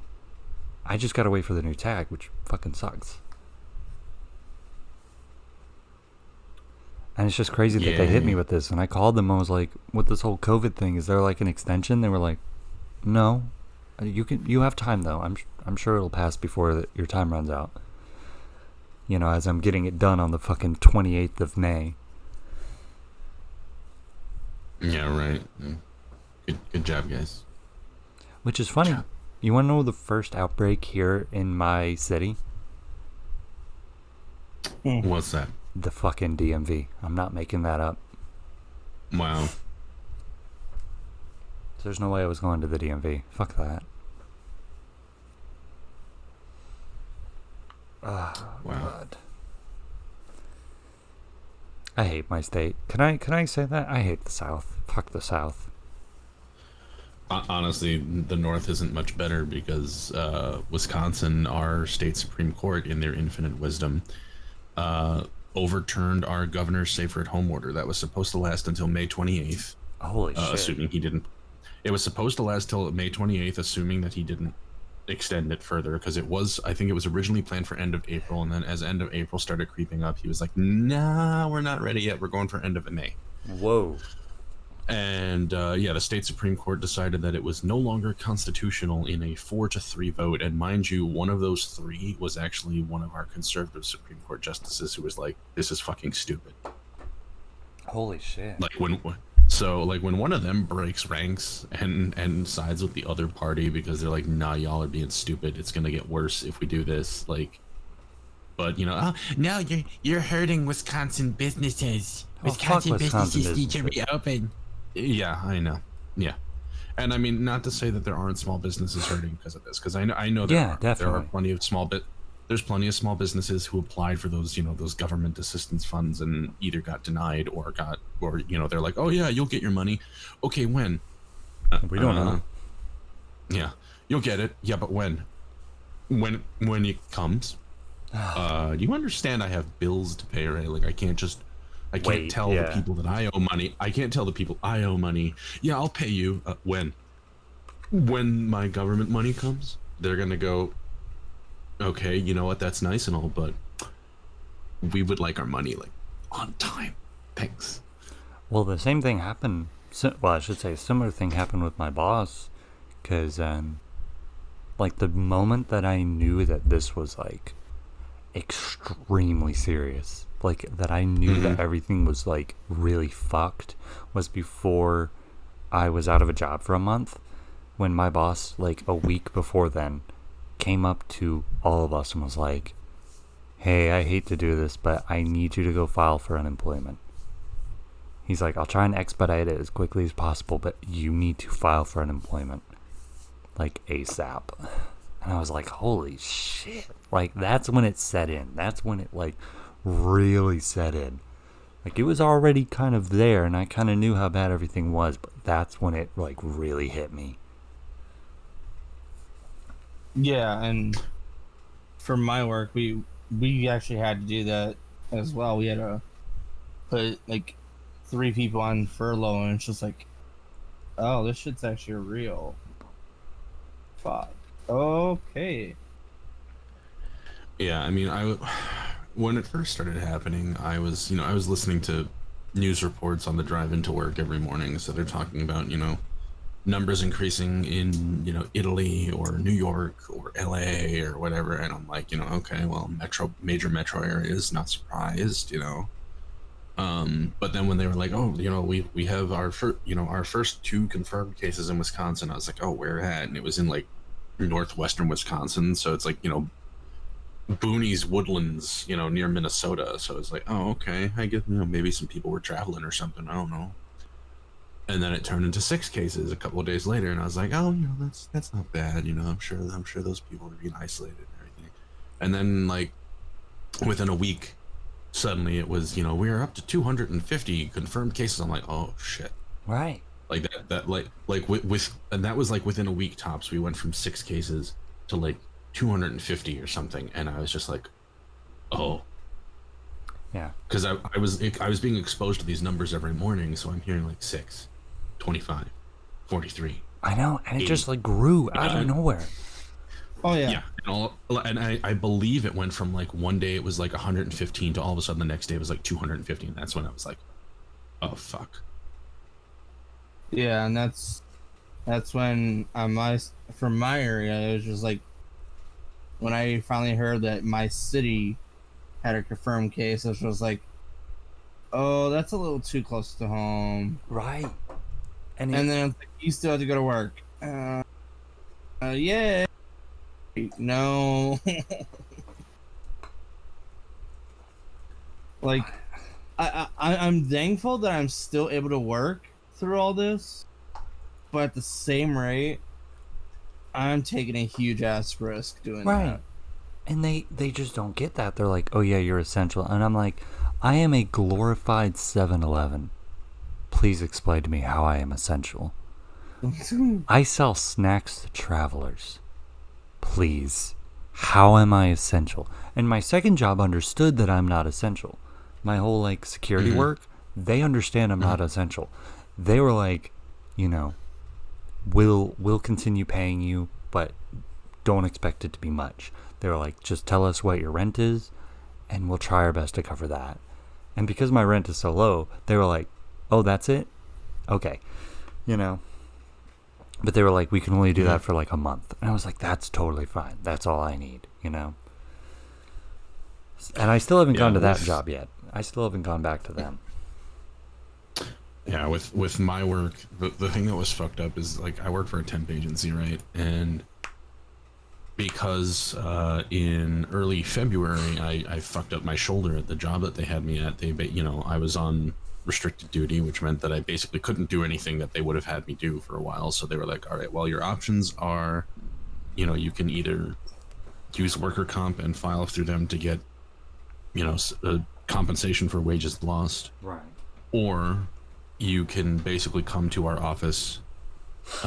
You can come to our main office and basically bring a book, because what they'll have you do is like, little menial office tasks that are within your restrictions, but that a lot of the time that you're there, you're probably not going to be doing anything. That sounds boring. And I was like, yeah, and I was like, well, can I bring like an audiobook, or is like, cell phones not allowed? And they're like, oh no, you can bring an audiobook, that's fine, just bring something so that you have something to entertain yourself. And I was like, okay. Wow. Well, when all this COVID stuff started happening and everything was limited to essential workers and everything, I asked them, I'm like, okay, so I'm an at-risk individual and so is someone in my house, and due to the fact that I've been here for basically a month and a half now, and you've had me have tasks to do 4 days out of that entire time, Right.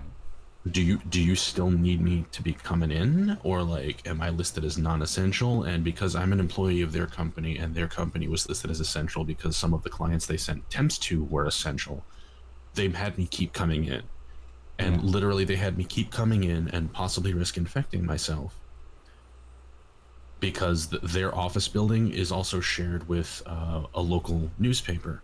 Oh, jeez. Yeah, so there's people in and out. There were people for the first few weeks of the, essential workers only thing. There were people that were in and out of there constantly. People renewing subscriptions or canceling subscriptions, or people trying to find work through the temp agency or what have you. And, they were like, well, yeah, you can stay home if you want, but you're going to have to file for unemployment if that's the case. Wow. So literally it got to the point where I was so bored of sitting around and either reading a book or listening to an audiobook. And get this, there was one time one of them came into the break room. They basically had me sit in their break room unless they needed me. And like I was messing around on my phone, like on Twitter or Discord or something, and they're all like, you're not really supposed to be using your phone. And like in my head I was just like, excuse the fuck out of me, you dumb cunt.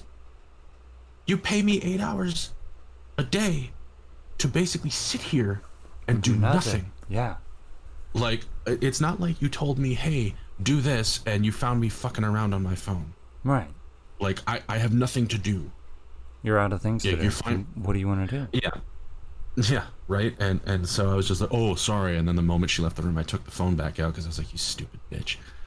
But yeah, it got to the point where I got so bored of just messing around online all day or listening to books or whatever that I started bringing in Warhammer models, and I was putting together Warhammer models. Jesus. So that was my day. It was just bringing in a little case that had my tools in it and my glue and stuff, and bringing in a bag with my box of Warhammer models, and I just start putting together Warhammer models and listening to an audiobook while I did it. Like, that was my day. And you were getting paid for that. Like yeah, I was getting paid for that. And like on the one hand, like, okay, cool, I'm getting paid to, easy life it essentially, but at the same time it's also torturous because, okay, sure, I'm getting paid, but at the same time I want something to do. Yeah, it's boring. So like, yeah, it's mind-numbingly boring. Like, don't like, that's one thing that I hate about like retail work, is that like they say like, oh, go clean this up. Okay, you finish that in half an hour, and now it's like, okay, and now there's nothing to do. Let me jump in there. Okay, well now, yeah. Let me jump in there. How you said, at least it's not retail work. Because speaking from somebody who is retail work, when we went back to work before the even like stay-at-home order was starting to be released, which they only started releasing it about, I want to say 3 weeks ago, and I started going back to work late March, like the 29th, 30th. And normally, I don't fucking care. I'm dropping these numbers.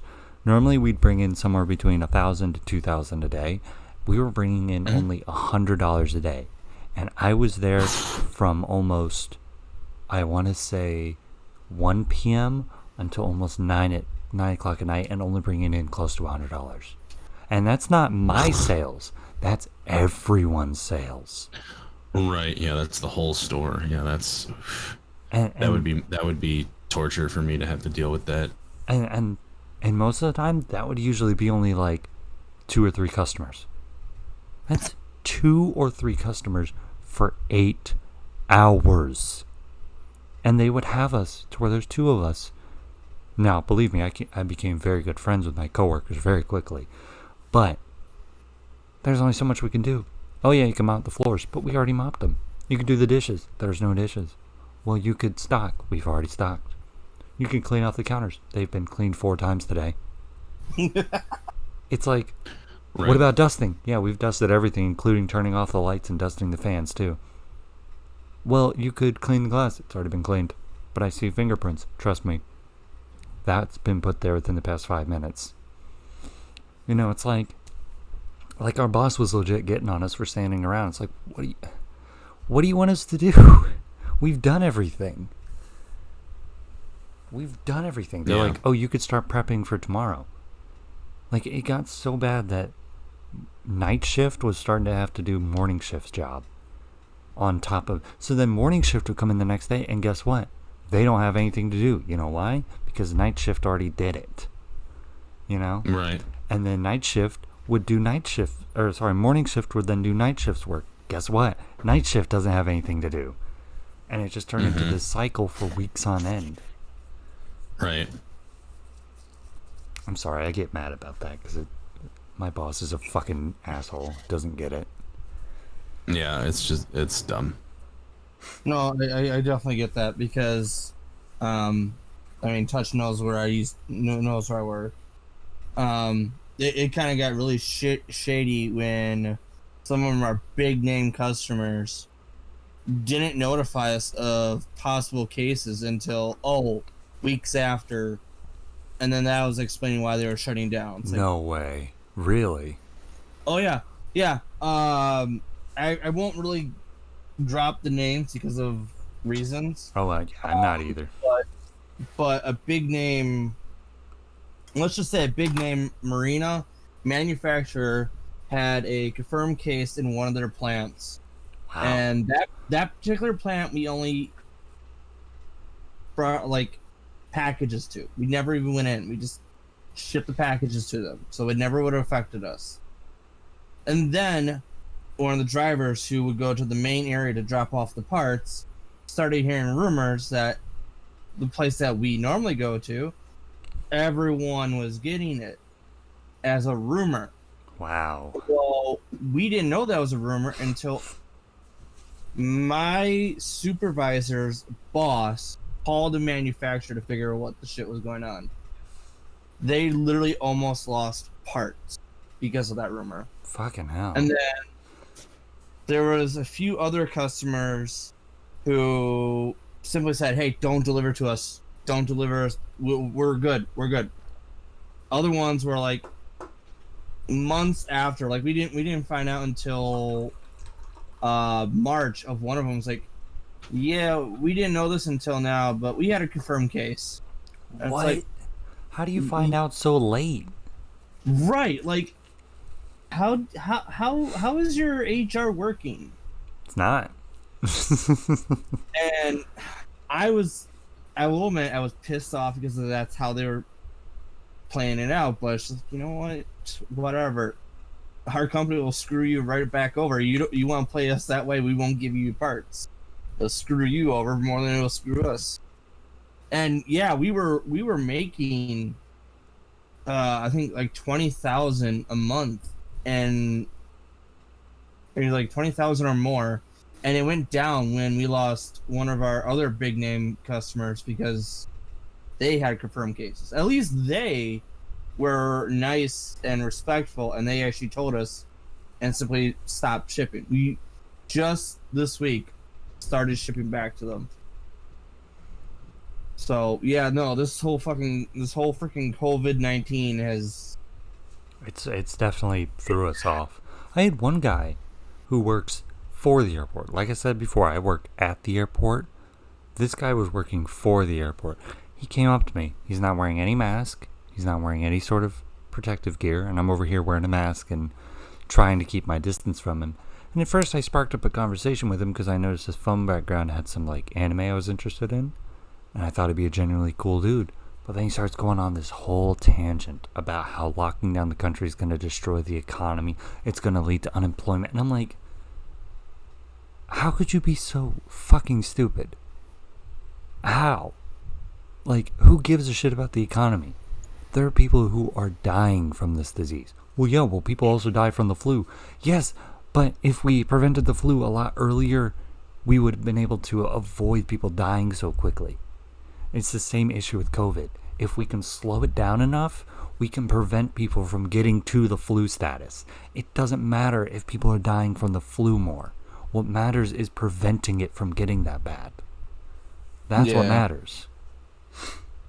And he just sit there and kept ranting and ranting about how this was all one big conspiracy, and I'm just like, yeah, right, funny, Conspiracy, yeah. As people are like losing their jobs, dying, you got elderly that are. You literally gotta check on them day to day. Like, are you still alive? Are you still alive? Are you still alive? And you shouldn't have to do that. No, because we all got our day to day lives. We all got things to do. And what really, like, I'm gonna be taking a week off of work once this shit's done, because I'm literally burning myself out trying to make sure that everyone is safe in my household and me as well, because I'm still working. I'm still traveling to work and going to Me too. the gas station or the grocery store, and it's just like, am I supposed to feel safe now, or am I not supposed to feel safe? Right, and you don't even know. I'm still over here doing the 6 feet rule while I see people that are like bumping butts over here, and I'm like, what? Is that normal now? We supposed to be doing that? I mean, you two are wearing a mask, so I don't know. You know? Yeah. And then I hear that they're like testing a vaccine. I'm like, okay, cool. So hopefully it'll be pushed out soon. And then I hear that the vaccine wasn't working right, and I'm like, oh, great, cool. So don't relax. Go back to being on guard. Fantastic. I love that. Right. Yeah. And then something. Here's my good old segue. And then I hear that with these protests, they're saying that this could cause the second wave of COVID, and it could be even worse than the first wave. And I don't know if that's supposed to be a deterrent for the protest, or if that's legitimate facts. Either way, that's some scary shit to hear. You know? Yeah. Yeah, definitely. And honestly, in regards to second wave stuff, I mean, like, these protests are definitely probably not going to help, because so many people are asymptomatic when they have it. So, like, there's guaranteed there's people that are involved in these protests who have it. They're just not feeling it. No. But what I will say is that I will say every time I've seen video of protesters, most, if not all of them, have some kind of mask or a bandana over their face or something. So that will help. You know, that will help. I also think that it being an open air situation will help, rather than, like, you know, being stuck in an elevator with a guy who's got COVID. You're outside and there's wind, and, you know, there's a lot of factors at play. Yeah.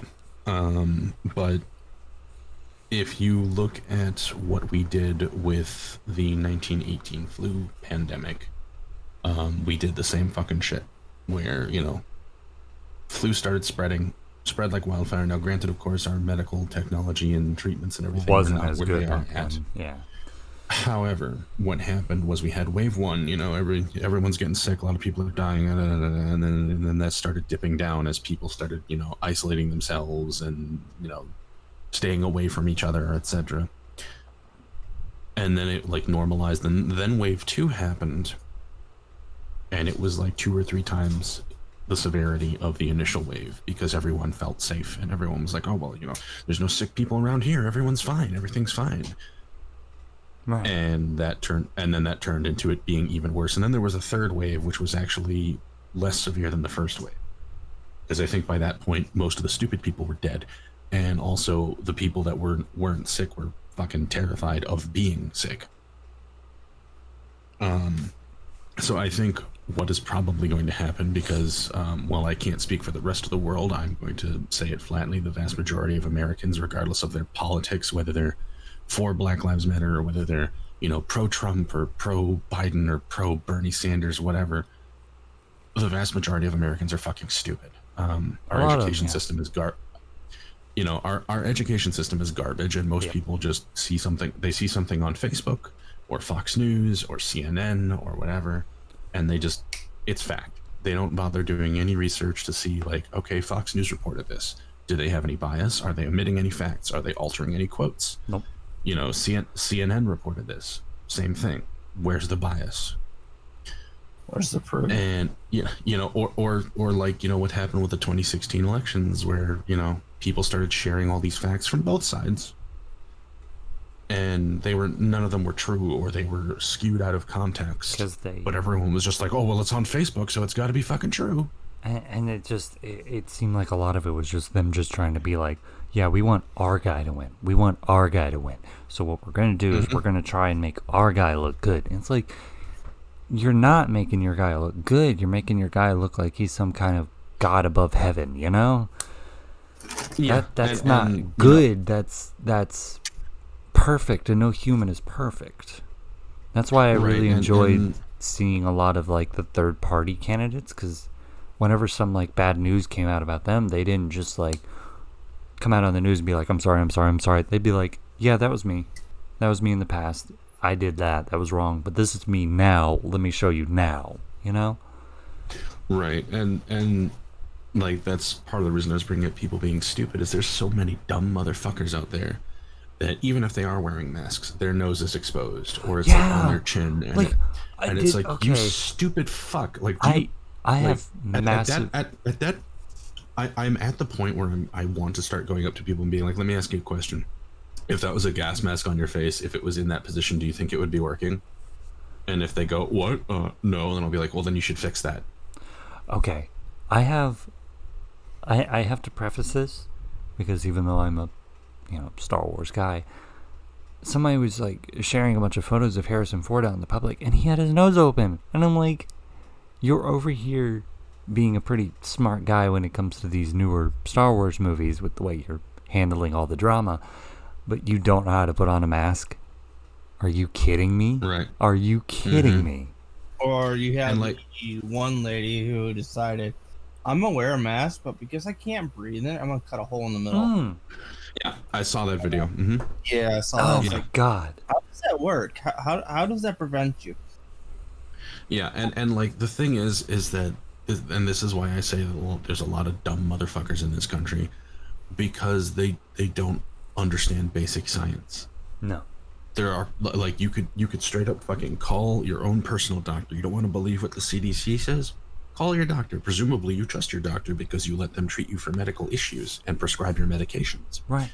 So, all right, like, if the CDC says that wearing the mask is not going to keep you from getting sick, what it will do is possibly keep you from getting other people sick.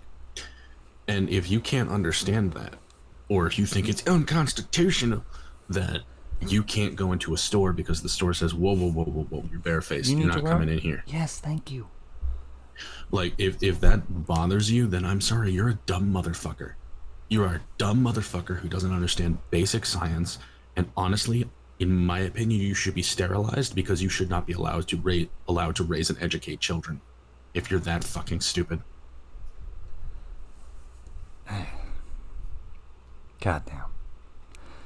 This whole COVID thing has, because before it was like real hard to point out the idiots unless they did something that was like out of the blue, but now it's very easy to tell. It's very easy. Yeah. And I agree. Like, I will tell you, Waffle, when Wisconsin's Supreme Court suspended our governor's safer-at-home order, I shit you not, that very same day, basically the day that it was ruled as effective immediately, it is no longer constitutional, which meant that businesses that were told you can't be open or curbside only, etc., were now, in theory, allowed to be open. Yes. I shit you not, that very same day, that very same night, a bunch of bars were open, and those bars were packed. And when I say packed, I don't mean they were very busy. I mean shoulder to shoulder, move through like a packed concert kind of packed. Like, it was shoulder touching shoulder packed in those bars. There were pictures, and suddenly, oh, here we are 2.5 weeks, 3 weeks later, and oh, we're noticing a spike in cases in Wisconsin. Oh gee, I wonder why. Yeah, right. Oh man. Yeah, I kind of really Yeah, I honestly really hope that our governor does some form of "I fucking told you." Or if people start being all like, clearly your safer at home methods weren't needed because people are still getting sick anyway. And I hope he goes like, no. My methods were working. These four motherfuckers over here said that it was unconstitutional and shit needed to reopen. So you want to blame someone because you're sick now? Talk to those four. Thank you. I agree. Yeah. It's just infuriating to see people come up and they're like, so what do you think of this whole COVID thing? Because they'll be from like overseas or somewhere where it's actually getting better, and I'll be like, well, we're not getting better. As you see, I'm having to wear gloves, a mask, and a plexiglass in front of me. And they're like, oh, but are you guys at least getting better? No. What can I get for you, sir? And I have to kind of just like brush around it. I'm like, I don't want to talk about this. My state's being fucking stupid right now. They're shooting themselves in the foot and nobody wants to do anything about it. The blood's just going everywhere. Right. And honestly, something that I will say in regards to various states handling COVID, because some states have been handling it very, very well. I'll give them that, yeah. Unlike Texas. Other states. Or I think it was North Dakota. Their governor, I think it was either North or South Dakota. I'm reasonably sure it was North Dakota. We can just say the Dakotas. Yeah, one of the Dakotas. It was one of their governors. I forget her name, but one of their governors basically said, "Oh, we don't need it. We don't have any cases here." And then like 2 weeks later, there she is panicking, being like, "Oh fuck." Yeah. And it's like, you see, there were a bunch of people in your state who were saying you should do something. Oh no, we don't need it. 2 weeks later, oh no. It's like, yeah. What I was basically gonna say real quick is that I know it's too late this year because of registration deadlines and stuff. At least I'm pretty sure it is. But some states, yes. I want in the 2024 elections, Andrew Cuomo better be fucking running for president, because I will vote for that man at the drop of a hat. And if you don't know who that is, it's the governor of New York. I got a friend who lives in New York. Yeah. He has been handling this amazingly. He has been spitting in Trump's face every time Trump says something stupid about ventilators or keeping things closed or whatever. He straight up is like, nope, that's fucking dumb. Well, now that we're talking about politics, I think it's time to move on to one of the hardest subjects for me personally to talk about, but I feel I must talk about it. So here's another warning. This is where the podcast is going to get even harder to listen to for some people because they don't want to hear about what's currently going on. And I'm not going to shame you if you don't want to listen to it. I understand it's uncomfortable. But I want to talk about it. I want to hear other people's opinions. So I'm going to go ahead and put this warning out. We are going to start talking about I almost said the politics. Jesus Christ. I have too much to drink already. We are now going to start talking about the protests that are going on. We're going to be talking about BLM. We are going to be talking about some very heavy shit. This is where shit's going to hit the fan. We're going to be talking about things that may be even distressing to some people. As we are now going to be basically peeling back the tape and talking about some things that may be a little bit harder to listen to. So I'm sorry this warning is going on for a long time, but I just want people to understand that you can't just be like, oh wow, why were you talking about that? I'm now very clearly giving a warning. So without further ado, let's move into the protests, which I've been doing lots of research for. God damn. Yep. Where do you even start with this? Do you want to start at the hardest part, which is the cause of this, or do you want to start with the incidents that are happening during this? We could start where it initially started and go up. Yeah. Yeah. I mean, yeah. You can just go right to the hard part. For Start those with that the hard part.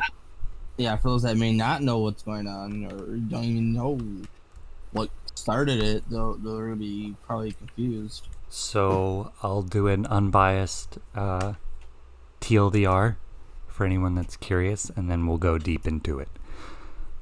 How's that sound? That works. Sure. Cool. So I'm going to kill these freaking trees. I mean, sorry. I don't think trees are the reason this happened.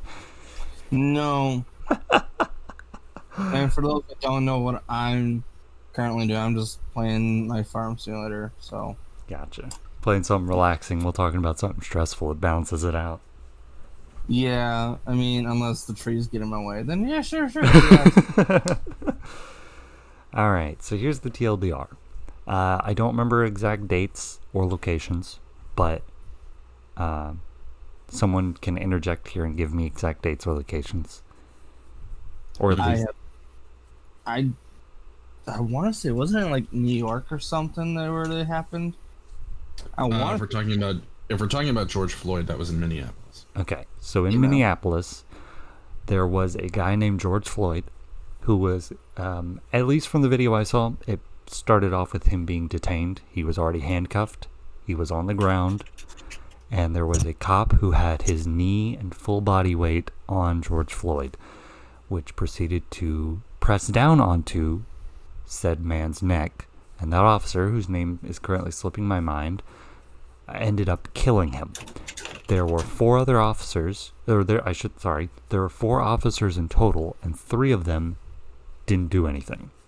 In fact, one of them tried to block out a camera from recording the arrest. Mr. Floyd could not move and kept constantly saying that he could not breathe. There are a lot of rules that were being violated here. And you're probably thinking, so why are the protests happening? This kind of thing happens all the time. The reason why the protests are happening is because the cop initially got off scot-free. The cop is currently now in jail and is in I forget what it's called. He's basically on suicide watch. Which, I heard he was actually out on bail. Is he out? Well, he was out on bail, but the newest one is that he is now on suicide watch. Which, if those of you who have been following memes lately are comparing this to Epstein, God, I hope so. Because we have someone who could clearly hear him, because he kept telling him to be quiet in the video. He could clearly hear him saying that he couldn't breathe, and just ignored him. If somebody that you are currently detaining, he had handcuffs, and this isn't me making fun of anyone, but he was a larger man, so I don't think he would have been able to get up easily. At least not with a cop pressing down on him. I'm pretty sure, I'm almost 100% sure, like totally sure, the cop was in the wrong. Like, I don't have any shadow of a doubt. And the three other cops that were near him, who could also very clearly hear him, as one of them tried to block out a camera that was recording the incident. They were also in the wrong. And that's why the protests and riots are happening. Welcome to America. This is something we have happen at least once a year. Well, I should say that makes news globally once a year. But this kind of thing could happen once a month, twice a month. I've had it happen a lot. I don't know why I said I had it. I'm drunk. Sorry. We've seen this happen a lot. It's out of hand. This is the first case that I've seen where I've had no doubt. Like, I know some people are going to hate me for saying this, but previous cases I've always had doubt in my mind. I'm a skeptical person. I like to keep an open mind. I like to be skeptical. I like to examine all the facts. I don't like to just jump on things. But this is the first case I had no doubt in my mind. Not a single one. At which has opened my mind to start to think, well, what about the other cases? I should go back and look at those. Right. Hopefully, did I cover everything? Did I miss anything? Not that I can think of, although I will tack on that the name of the cop is Derek Chauvin. Sorry, let me turn you up a little bit. Do you mind saying that name again for me? Thank you. His name is Derek Chauvin. He worked for the Minneapolis PD for 18 years. Wow. He is currently charged with third-degree murder and second-degree manslaughter. However, this asshole had 18 prior complaints against him filed with the Minneapolis Police Department Internal Affairs. Damn. And only 2 of those 18 were, quote, closed with discipline, end quote. The others, none of them are. The police have not confirmed what the complaints were about. Basically, they said yes, 18 complaints were filed, but they did not say why they were filed or what happened. It just says yes, he has 18 prior complaints against him, only 2 of which resulted in discipline. Jesus. This happens a lot. And don't get me wrong, I'm going to go ahead and say this out there, and you two are probably going to hate me for saying this, but there are good cops out there. We're seeing them right now. They're the ones that, as soon as these protests are happening, they're the ones who are like, yeah, I'll lead you, let's march. We see the good cops. We know they're out there. Here's the thing about that. You know what? Where the fuck have they been? Well, a lot of them are in other cities. A lot of them are other cities. I know. I know. A lot of them are not in Minneapolis. Where the fuck have they been then? I know, but that's what I'm trying to say. Is they're far and few. And that's the thing to me, is that they're not good cops. They're just less guilty, because maybe they're not racist. Maybe they think like, oh man, you know, Officer Smith, like, he's such a piece of shit, always talking crap about black people. I fucking hate that. You hate it? Do something about it. Right. Well, I feel like a lot of them. The problem with the police, and why I say that, while there are some who are not racist, I will say that there are cops who are not racist. They have their brotherhood of blue mentality, and that's the problem, is that the ones who maybe want to say something or do something basically put their job at risk, because there have been cops who have spoken out and lost their jobs because of it, not because they like released critical information or, you know, falsified reports, but they just spoke up. Or like, yeah. But I feel like that's a fear. You know. And, well, you know what then? If your job, if you think to yourself, this is wrong, I need to stand up for this. Oh, but if I do that, I'll lose my job. You know what? You know what you can do with police training? Go work for a private security firm. That's what I do. Although I'm very minor. Yeah, go work for a private security firm. Go like try to, you know, become like maybe a bodyguard through a protection agency. You have options. If your job makes you afraid to stand up for what's right because you'll get shit canned, then fucking quit. I've already seen numerous cops quitting their job and joining the protests. Now, yes, I have, and I'm glad that they're doing it. But you know what? Where was that before this? Because I have also seen police departments who are taking a knee with protesters, which is like, okay, cool, awesome. However, A, you're still standing in their way.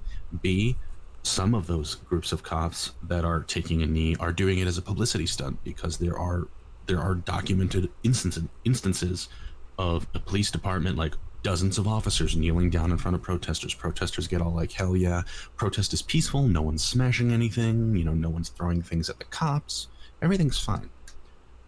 And then 1 hour later, all of a sudden the cops just turn on the people and start tear gassing them, shooting rubber bullets.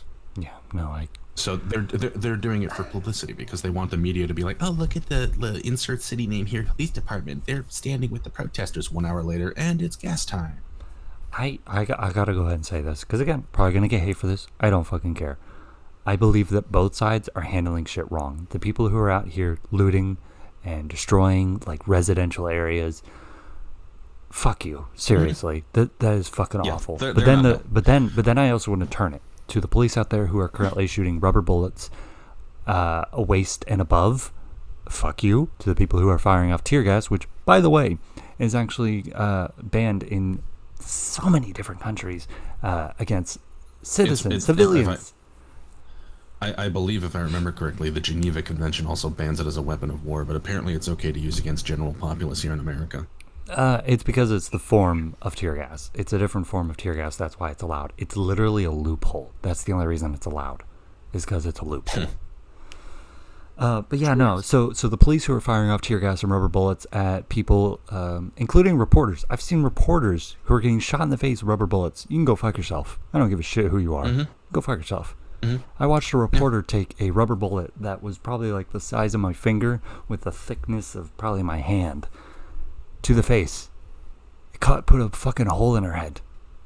It wasn't a deep one because, again, it wasn't a penetrating bullet. But it was deep enough that she was fucking bleeding. And she was on the ground, curled up. Yeah. That was a horrifying video to watch. She was a reporter. Yeah. She wasn't even a protester. She was there to film shit. There's a Minneapolis photojournalist who lost an eye because a cop shot her in the face with a rubber bullet. And then people were like, oh yeah, but you wouldn't get shot if you're just peacefully protesting. There was a video of just two guys who were just standing outside their house filming the cops walking down the street. That's all they were doing. They weren't doing anything else. They weren't screaming. They weren't throwing. They were just sitting there going, wow, look at these police. One of the police turned, screamed, get back in your house, and before they even had a chance to get back in the house, fired 3 shots at them. I did see that. Mm-hmm. It was terrifying. And here's the thing is that I know there's also a video out there of some police in Minneapolis who there's a National Guard Humvee with them, but other than that, it's police. It's not National Guard troopers walking down the street, and there's you can hear that it's like multiple people from like a little housing unit because you hear multiple men, multiple women. I know which one you're talking about. Yeah, and I will say this in regards to those people getting shot at is apparently Minnesota law basically states that in times of curfew that if you are outside, even if you are out just standing outside your house, you are still outside and therefore lawfully able to be fired upon, which is by bullshit. The police. Yes, it's bullshit. However, I will say that in that particular incident, don't expect anything to happen. Because they were also fired at with the pepper paintballs, right? Which are still fucking awful. I mean, yes, but you're not going to lose.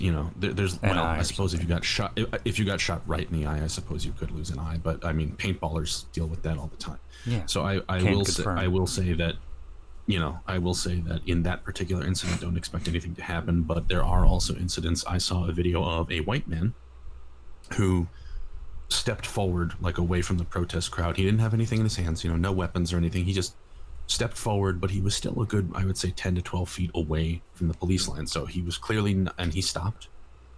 And one officer maced him in the face. And he turned away as this officer let a continuous stream basically fire into the back of this dude's head. And all the dude did was turn around and keep his head down. He was wearing a hat, so maybe the bill of his hat was helping protect his eyes somewhat. And when he turned back around to look at the cops, one of them fired a tear gas grenade literally into his face, and it wasn't an accidental. It wasn't an accidental bounced off the road and hit him in the face. It was point blank. It was aimed at head level from 10 to 12 feet away. And they fired it into his face. You can see it bounce off of his fucking face. We're just seeing the same shit we were seeing in Hong Kong. Like, I'm sorry if people don't like that comparison. If you're like, yeah, that can't happen in America. People, it's happening. It is happening. We are having... I'm going to get a lot of people hating me for this, but I really don't care at this point. We are seeing the same shit we were seeing in Hong Kong. We are seeing a police force who is using their power to assert it over the people. So people out there, if you're protesting, first of all, I stand behind you as long as you're not out here burning down buildings and looting and trying to kill. But if you're out here to defend yourself and protest, fuck yeah, go for it. Second point, follow Hong Kong's lead. Do what they were doing. Get umbrellas and use them to block things out. Use laser pointers to block out cameras. Use traffic cones. People are already doing that. I know, and it's incredible. It's incredible. But please, keep doing it. If you don't know about any of these rules, just simply go watch any Hong Kong protest video and follow their lead. Follow every single direction that they do. Because they were doing what we need to do. We need to show them that we are essentially a wall, and that we're not going to falter. Because think about it this way. There's a wall in front of you. If you dig through it, you can get through the other side without any damage being done. But if you start throwing explosives at it and setting it on fire, that wall is going to collapse. It's going to fall on you. Use that metaphor here. Our goal is to break through, not break down. Truth. And I'm tired of seeing people just first instinct they do, because we've had a lot of protests throughout America. We've had a lot of them. Some for smaller issues and some for bigger issues, but all for the same purpose. If you're out here setting fire to shit and trying to kill people by throwing bricks at them, or if you're out here trying to be like a fake protester or any of that shit, you're in the wrong too, and you don't realize it. You think you're doing good, but you are in the wrong. Especially, I'm gonna single out one incident that I know of a lady who was more than capable to walk, but was in a wheelchair, With a and was knife? specifically stabbing individuals of, I'll say, color, just because she hates that particular race. Right. I know what video you're talking about, and you know what? They fucking toppled the bitch. If you don't like them, then you can fuck off, because you are the issue. You are causing all that. And then to the crisis actors, you're making it worse. The protest is more meant to be peaceful, not burn down every establishment because, oh, what? You're getting paid to do it? Oh. Why? I just remembered something. I need to throw this in while we're on the subject of crisis actors and people taking advantage of this whole situation to do what they want. Remember the internet's favorite asshole, Jake Paul? Yeah, he's back. He's quote unquote joining the protest and being like, yeah, I'm helping out. But in reality, he's just going around and looting and filming it. That's all he's doing. Yeah, and here's the thing with, I will say that there are people who, from the protests, decide to either break off from the protest and go looting, or people who are just using it as a cover. Like they don't, this is an opportunity for them. Right.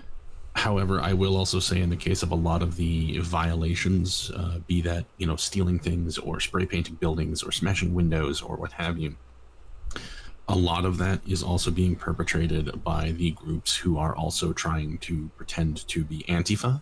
Like they're the groups that have tricked our moronic Cheeto of a president into thinking Antifa is an organization rather than a political alignment. By making dummy accounts that are speaking on behalf of Black Lives Matter or what have you, and saying like, tonight's the night, we're going to go burn suburban white neighborhoods, meet us at such and such location. And they're doing that to try and make people think that a BLM protest near you means, oh no, the blacks are going to come and they're going to, brutalize my wife and burn down my house. Like, no, they're not. They're out in the main cities. They're in the big cities. They're out near government buildings, and they're protesting. They don't care about the residential. They can give less of a shit about the residential. Yeah, a lot of it is white supremacists and other, anti-black groups that are doing those kind of things. There are also some recently shared videos of police officers doing shit on purpose. Right. Like there are photos of a group of police officers, I forget what city they were from, smashing windows on a Nordstrom or something, or some other kind of store. There's apparently video of some cops that came out just today of them destroying their own squad car. Because those are insured. And people don't realize that. Yeah, they're over here like destroying the squad cars, and they're like, yeah, fuck the police. You don't understand. That doesn't affect them. Those are insured. They'll get those back tomorrow. Fully repaired with no issue. And then they say the same thing about go for it. The thing about those cops that are smashing up their own squad car, though, is like, yes, the car is insured. They'll get it back, probably within a week tops. Is the fact that, they're going to smash up that car and then they're going to take pictures of it, or let reporters take pictures of it and be like, oh yeah, look what the protesters did to our squad car. Right. Like, there are, and that's the fucked up part, is that it's not just white supremacists, it's not just neo-Nazis running around, because a lot of the people who have been arrested in Minneapolis for looting and burning buildings and stuff are people who don't even live in Minnesota. They are neo-Nazis. Not all of them, but they are neo-Nazis who came there specifically because they were trying to make their race war wet dream a reality. Yeah. And you can't just listen to the media or a Facebook post that says, oh, the protesters are burning down insert city here. You can't. You know what? There are some people who are doing that, yes. But are they the protesters? No. And it goes the same thing with the, if you see, this is again another PSA for all of you out there who are protesting or who are thinking about protesting, for the love of God, please use your surroundings and pay attention. If you see a pile of bricks out, I don't care. If there is no construction nearby or anything that would justify those bricks being there, ignore them. It is bait. Yep. Take pictures of them, start putting it out on social media, and say like, hey, on the corner of such a street and such street, there's a pile of bricks. Everyone be careful. They're bait bricks. There's no construction over here. There's no reason for all these bricks to be here. Stay away from them. Don't let people pick them up. Just keep away from them. Because that's what they want to do. What they want to do is catch you in the act of throwing those bricks or picking up those bricks, because that means that at that point, you've just been baited. You're already fucked. Yep. It would be like, if someone left their house unlocked and the moment that, and like left the door slightly ajar, so it looks a little suspicious, like, oh no, did someone's house get broken into? Is the person in there okay? And the moment you push open the door a little bit to go, hello, is anyone here? Suddenly a cop shows up and goes, breaking and entering, get on the ground. It's the same thing with fake drug dealers. Same exact thing. Yeah. So, and that is the fucked up part. Is that Called entrapment, and depending on the case, it can extremely be illegal. You can fight that in court. Yep. And that's the fucked up thing to me, is that we have police who are using rubber bullets by shooting them at people's faces, when what you are supposed to do with rubber bullets, and also for listeners who may not be aware, rubber bullets can vary in size, but they are not bullet sized. No, and they are not solid. They are not massive. solid rubber. Yeah, they are massive. They are not solid rubber either. They are usually a large slug of metal coated in rubber. What you are supposed to do with a rubber bullet is aim it down at the ground, so when you shoot it, it bounces off the ground to lower its velocity, and then bounces upwards and hits someone in the centered mass. Or why? Because the worst thing that's going to happen to them is they're going to get a nasty bruise, or maybe like, their ribs are going to hurt for a couple of days. And that's what's supposed to happen. Sorry, Cook, go ahead.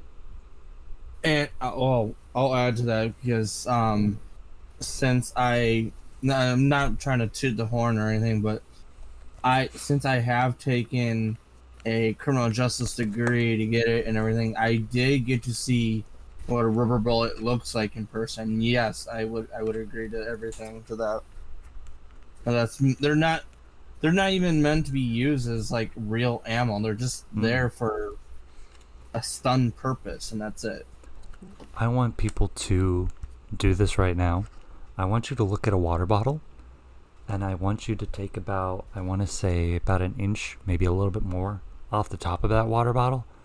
That's as big as these rubber bullets can get. And these are being fired at people's heads. These are being fired at people's heads, people. I watched some woman, or I should say they at least had a picture of it, but I can't confirm if it was fake or real, who was coming home from the supermarket, and she was hit right above her eye with one of these rubber bullets. That I think she was she's a teenager, I think, isn't she? No, she's in like her 20s. Oh, I thought she was a teenager. Yeah, it's the white girl with the dark hair, right? Unless we're talking about different people. No, yeah. Okay, yeah. The article kept dancing around details, so I couldn't tell if it was fake or not. But even if it's fake, it's scary to think about that could happen. But yeah, like I said, take a water bottle, take about an inch off the top, and I want you to imagine that coming out your head. It won't be as thick as a water bottle, of course. It'll be a little bit thinner. But that is coming right at your head. Yeah. Also, I will say I just found this on Twitter, and it's kind of hit me in the feels. There is a video of someone a little girl who is, according to the video, George Floyd's daughter, who looks like she's, I don't know, maybe 9, 10. And it's a video of her up on this other guy's shoulders. Looks like maybe her uncle. He looks a lot like George Floyd.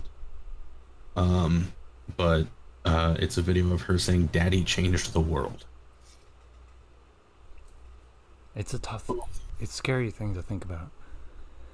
But like people are over here going, I've actually seen people making like statements like this. I've seen fucking people saying this shit that they're like, oh yeah, this couldn't happen to me. It could.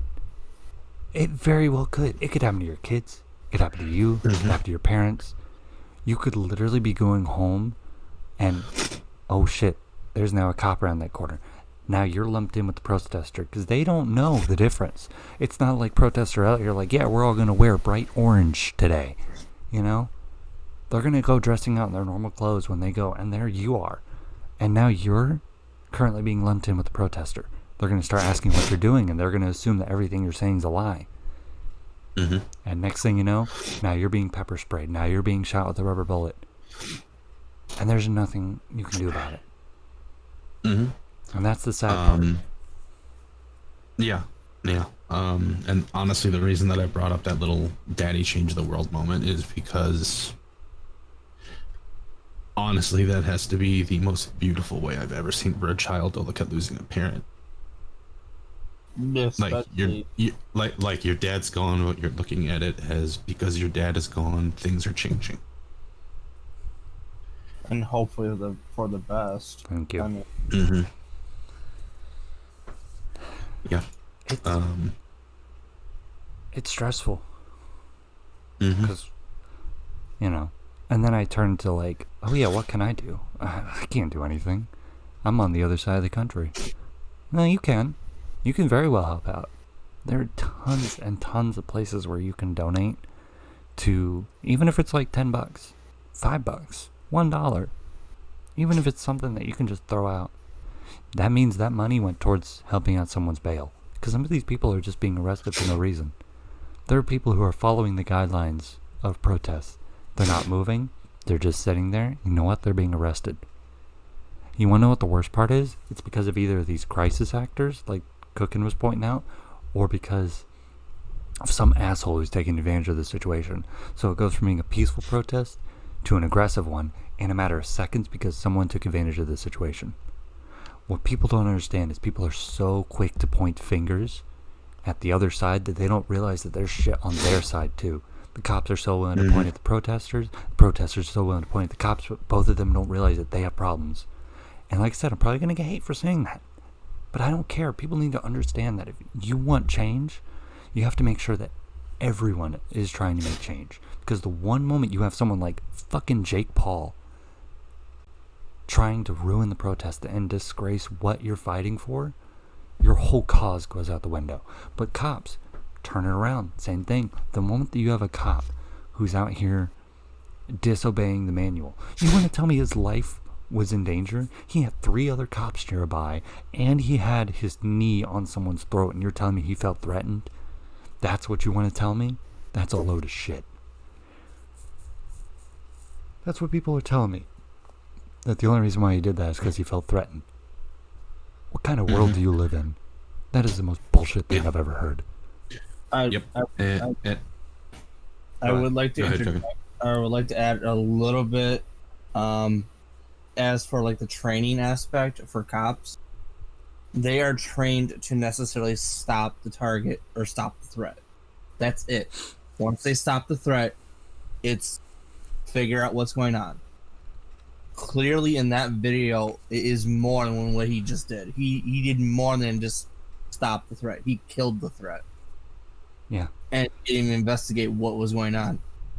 So George literally died for nothing. I mean, well, he did. I think it was like, what, a traffic stop, I want to say? Yeah. And I've heard 2 different things. I heard one is that a store owner called the cops on him because he wrote a bad check. The other was that a store owner called the cops on him because he went in to buy some cigarettes and gave them a $20 bill that apparently may have been fake. I have not been able to confirm which of these 2 stories is correct because I have seen both of them in multiple places, so it's very hard for me to tell whether it was a bad check or $20. Regardless, though, you don't kill someone because they wrote a bad check or because they had a counterfeit 20, because you know what? I've worked in retail before where someone gave me a 20 and guess what? It was fake and they were as dumbfounded as I was. And, the cops came and everything and they had to, as far as I'm aware, that lady had to go to the bank with the cops that she got the 20 from so that they could be like, hey, this came out of your ATM. It's fake. What's going on here? But I want to throw this in real quick. This only just proves that people are going to try and spread their own narrative. I heard traffic stop. Toucho's hearing 2 different sources. I'm sure Cookin's heard a different story too. People are going to try and spread why he was arrested. Sorry, go ahead, Cookin. No, I would agree. I've heard other things as well, and it's just I've come to this point where, and you can hate me or not on this, I don't care.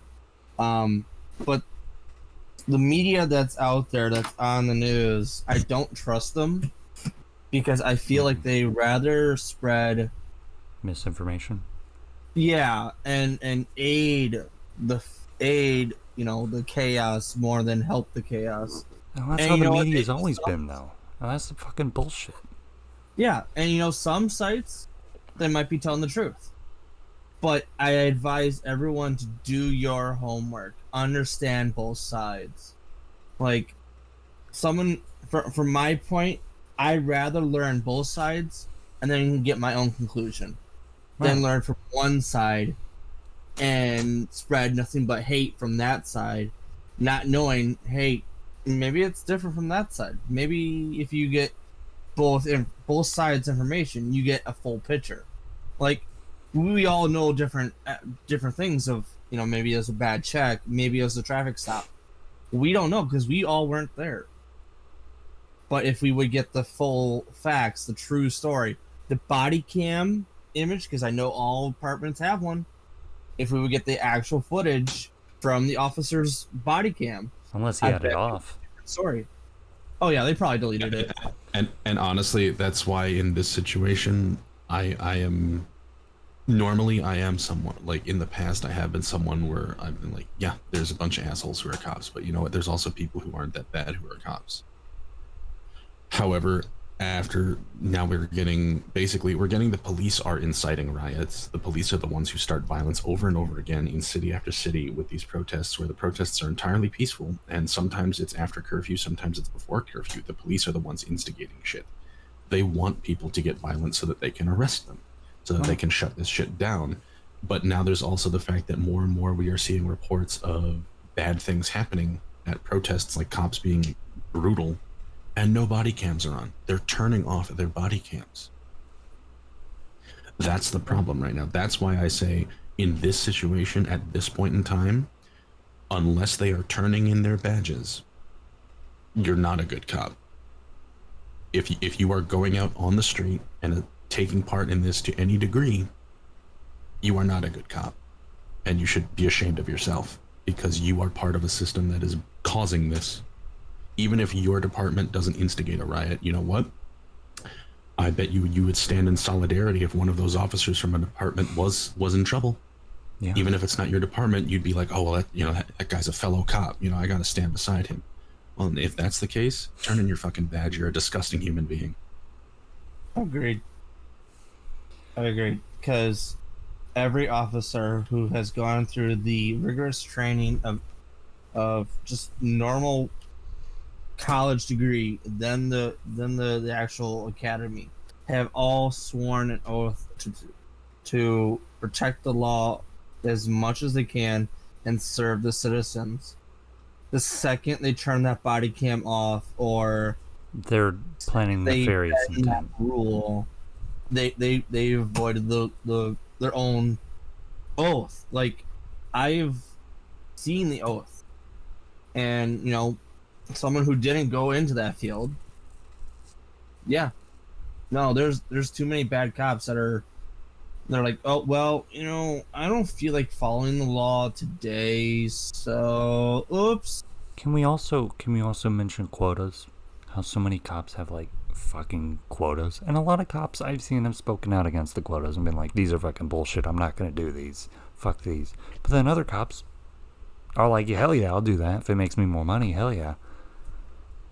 And it just leads to even more shit like this, you know? Oh yeah, and it's funny because there's a lot of people that are like, well, the quotas aren't real. They are real. Bullshit, it's real. It is a legit cop's way of, how many people did you pull over today? Oh, 6. How about you? 8. Oh, okay. Any legit ones? No. Yeah, no. I that's kind of another reason why I never went into that field. Right. Not only because, the too many shit ass cops, but Right.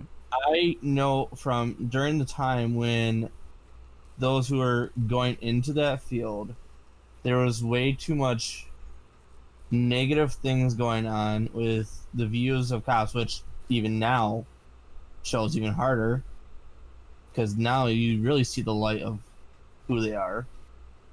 Right. But no, it's gotten to the point where, who do you trust? Who do you go to protect you from those who are willing to do harm, when your own law enforcement, you can't even go to them and trust that they won't kill you, or at least kill someone that you're just like having a disagreement with, Or like, maybe slap something that'll ruin your life. yeah, like you could literally have a simple, domestic abuse, and who's to say the cop that responds to your call is in a shitty ass attitude, and all of a sudden, oh yeah, that spouse of yours that you're just having a dispute against is now dead because the cop detained wrong. And it could have been one of those things to where you two were just fighting because you were having a bad moment. You could have really loved that person, and now that person is gone.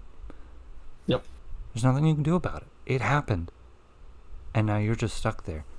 So then people run in fear, and they're like, yeah, we can't call the cops.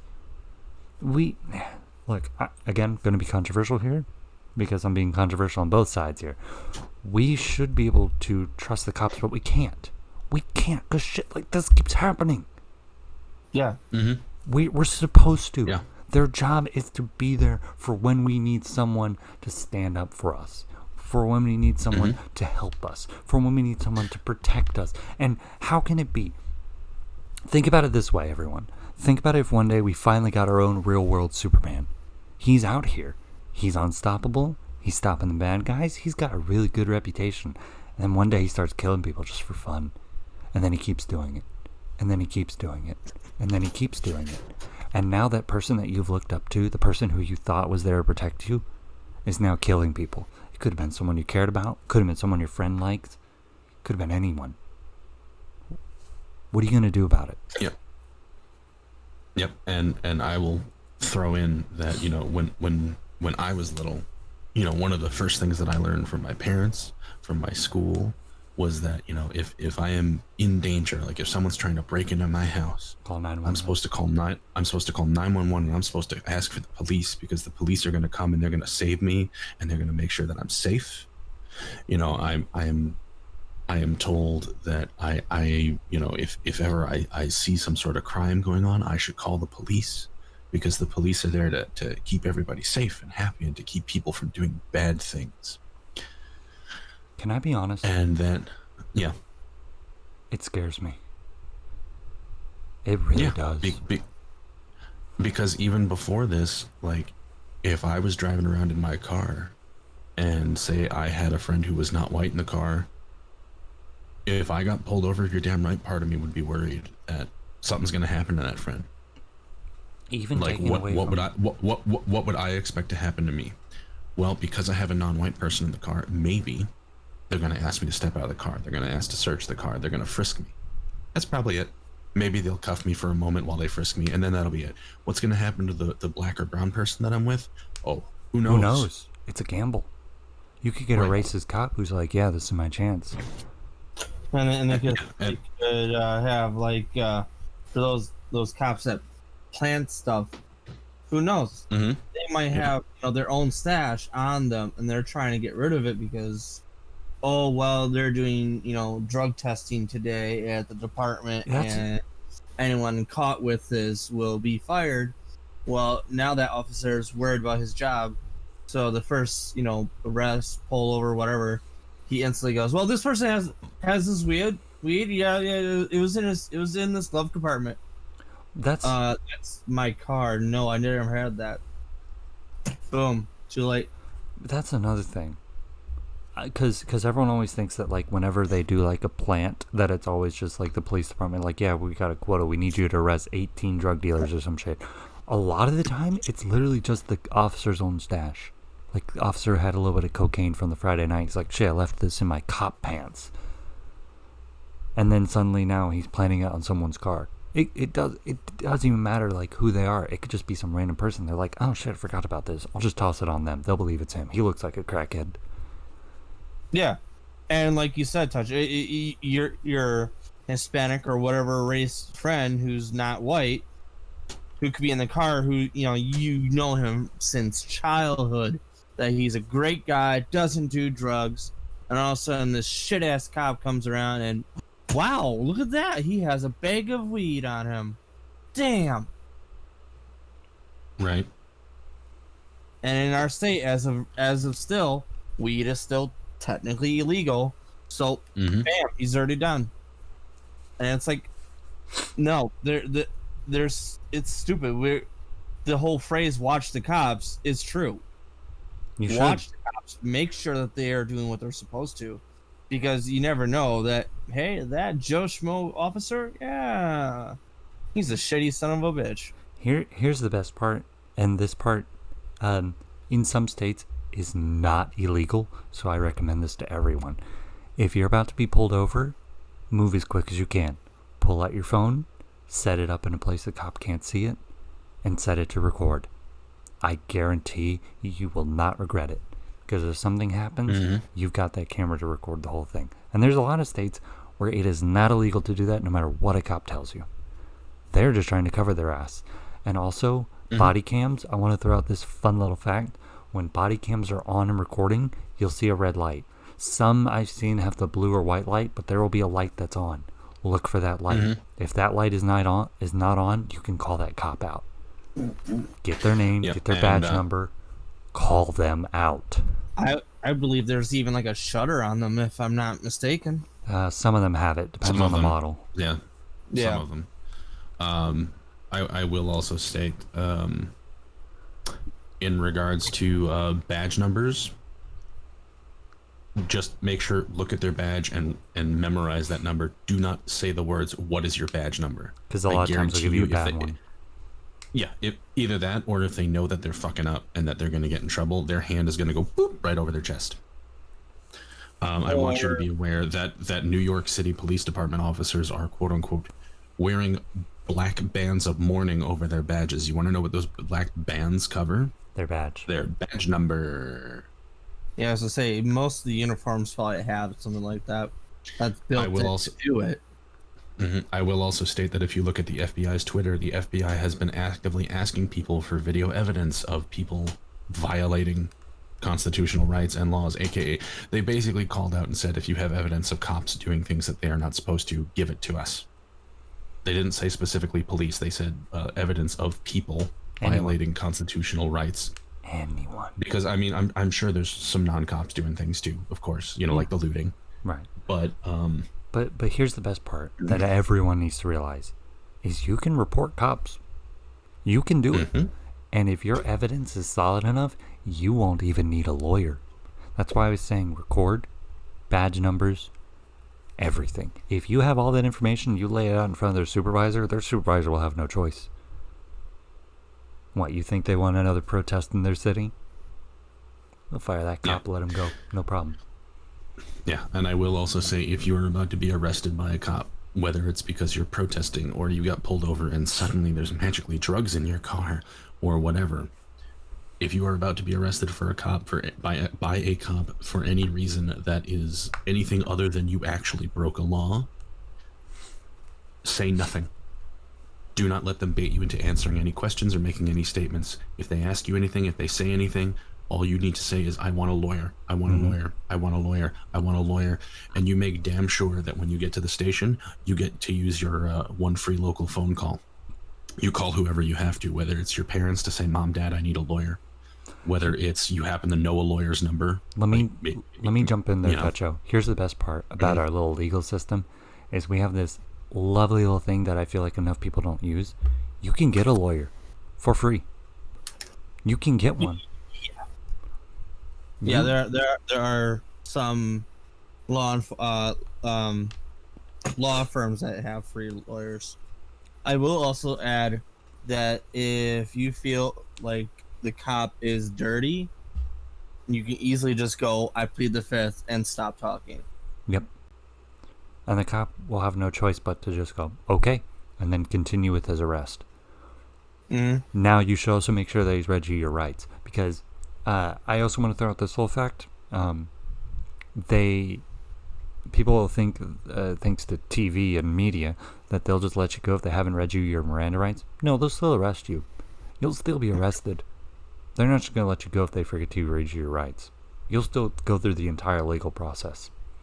However, them not reading your rights is a surefire way of helping your case immensely, because that already means that the cop is doing something dirty. If he slipped up on doing your Miranda rights, you're already on the way to victory. It's not going to guarantee your victory, but it's a huge step. Right, especially because with the training that they get, reading Miranda rights should be memory. It should be just like you get in your car to go to the grocery store. What do? Turn on the car. Yeah. It'd be like if you got in the car to go to the grocery store and then we're like, why isn't it moving? Because you haven't started your car. Right. And I will add that some states, not all, you need consent from the other party for recording. You may run into that issue, but I would still just do it. Just record it for your safety. Because you can also show it to your lawyer. Because you don't have to use it as evidence, but your lawyer would damn well sure love to see that. Because if your lawyer is good and knows the law very well and knows the loopholes, which, believe me, it's a lawyer. Of course they're going to know loopholes. That little video footage will give them just enough to work off of. So even if you can't use it as evidence, it'll still give your lawyer a base to work on. So even if your state has that consent law that Cookin was just talking about, record. Yeah, because, I mean, even if it's, you need two parties to consent, but yet you see this officer literally violating the laws of protecting you or doing whatnot, the agency is fucked. Because they gotta abide by it. But yeah, we needed to get all these tips out. We needed to talk about these. We needed to get these out of there. I will also say one more thing. Go for it. If you are a white ally going to these protests, first off, do not instigate shit. Don't throw shit at the police. Don't spray paint anything. Don't break any windows. Don't fucking damage anything. Don't do anything that could allow the police to say, "Oh, they started it." Don't do it. Second thing, this is about Black Lives Matter. This is about oppressed people speaking up for being treated like actual people instead of like second or third class citizens. This is not about you. This is not about your clout and being able to say, well, I was helping black people. That's not what this is about. If cops are starting to get aggressive, your job when you are there is to get between them and anyone who is not white. Because guess what? They are far less likely to cause you severe physical harm than they are them. Truth. You are going to use that white privilege as a fucking shield. I don't know if anyone has not seen it, but there is a video out there of protest. The protesters are standing behind barricades and everything and protesting peacefully. There's a large line of police officers with riot shields and everything. And as the police start advancing forward, a young black man, looks like he's in his teens, maybe early 20s, hops over the barricade, walks forward with his hands up, and then gets down on his knees. And without missing a fucking beat, this white girl, looks like she's a teenager, hops over, gets right in front of him. She puts her hands up, she stands there, and then she realizes he's kneeling. She kneels down in front of him. And when cops start trying to push her out of the way to get to the boy, she fucking turned around and grabbed onto him. That is what you need to do. If you were a white ally going to these protests, that is the shit that you need to be willing to do, because guess what happened? All of a sudden, one of those cops, instead of grabbing that girl and throwing her down or shoving her out of the way, after one cop repeatedly tried to shove her forward and shove her into the black boy to get them to move back, one cop suddenly touched the white girl on the shoulder, said something to her. The white girl responded, and then that cop taps the young black boy on the shoulder and motions for him to get up and helps him get up. And then they start kind of saying, like, you should go back behind the barricade. They start gesturing back behind the barricade. And I guarantee you, if it had just been that young man just standing there, those cops would have shoved his ass on the ground and probably fucking cuffed him. I want to make this very clear for anyone that's listening. There's a lot of people that are going to think that way, but during these protests, there's one thing we need to remember. It's no longer... It's about to be the hardest thing I'm about to say, but here it goes. It's about unity at this point. We need to be together. Enough of this trying to blame white, black, who fucking cares? At this point, it's corruption against the good. We need to fight back against corruption. We need to stop pointing fingers. We need to start looking at where the issues lie and fighting back against that shit. Not just sitting here and going, oh, he's white, he's black. Fuck that shit. We are together. Now, I'm not about to start toting the whole all lives matter, because guess what? I'm about to fucking say it. I'm about to drop it on my own podcast. Black Lives Matter. And we need to realize that. We need to realize that before we can start getting to all lives matter. It's just like a Christian comedian came up on stage and said, and I'm not joking this, I'm not a Christian man myself. I'll go ahead and say this, but I fucking agree with this shit. He said, and I quote, it's like if Jesus came up during his first sermon, and when he was saying that blessed be the poor, someone came up and said, yeah, blessed be everyone. No fucking shit, blessed be everyone. But we gotta first look at what the issue is. And blessed be the poor. So, yes, Black Lives Matter. We can get to all lives matter later, but right now, it's Black Lives Matter. But we don't need to define ourselves by splitting each other apart. We don't need to separate ourselves. We need to come together. And I'm just seeing so many people that are like, they're so busy separating themselves that they don't realize that this is just giving the corruption that I mentioned earlier. It's just giving them a hand. It's just giving them a leg up. By you separating yourself, you're only giving the opposition a leg up. And there's someone who's going to be pissed at me for saying that. I don't care. What we need to realize is unity. When we realize that, then we can start fighting back against the issue. But right now, we're still separated. There's still so many people that are so willing to push themselves away from another group just because they don't believe that they can be an ally, or just because they don't believe that they can help, or when they do help, they believe that they should do all the work, or that they should be doing everything. No, we need to come together. Agreed. Yes, I agree with you. So I'll say it again. Yes, all lives matter, but right now, it's Black Lives Matter.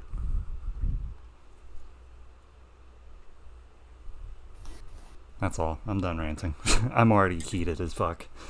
No, and you have every right to be, because I mean, honestly, this world, I mean, it's gone from everyone stay at home to all of a sudden, holy shit, you know, the corruption's finally shown its head, and now we're being oppressed. You know, the blacks are being oppressed because the corruption is it's just gone too far. There's no more good. It's just all corruption. And the worst part is needs to be fixed. It's like I said earlier. Or not earlier, but days ago when I made that tweet that was like, the people are screaming. And they've been screaming for a long time. And then people just ignore them. And then the screaming gets louder and louder and louder. And eventually, the higher-ups crack. And that's what's going on right now. They're cracking. They're starting to put martial law into some states. They're starting to put out curfews in many cities. If your city has a curfew, be safe. I get you want to protest, but please be safe. Please. I will also say in regards to city with curfews, do not put yourself in an area of the city where to get home, you have to cross a drawbridge. Because they'll shut that shit down. They did more than shut that shit down. There was a city where basically, I believe it was maybe half an hour at most before the curfew came into effect. They basically said, hey, a curfew's going into effect. And you know what those motherfuckers did? They raised every drawbridge out of that section of the city. Those people could not literally, they could not leave to go home before the curfew because they didn't let them leave. Before we segue, because we're almost out of time here, so I'd like to get to our last topic. This is a big thing, and I think we should be talking about it a lot. But I also can't stay up all night talking about this, so I'm gonna segue here by saying two things that are extremely important, two things that everyone needs to still be paying attention to. First of all, protesters, keep fighting. You have allies. You have people who are going to back you up. To the rioters and to the looters who are destroying and causing chaos, stop. You are not helping. And finally, free Hong Kong. For the love of God, it's been going on too long and it keeps getting swept under the rug.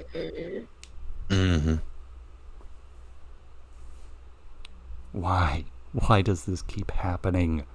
Why can't we just see through the corruption? Why is it that so many people are willing to defend it? We can see the injustices standing before us. And again, I'm going to get hate for this. I'm probably going to get a bunch of DMs tomorrow asking me what the fuck is wrong with me.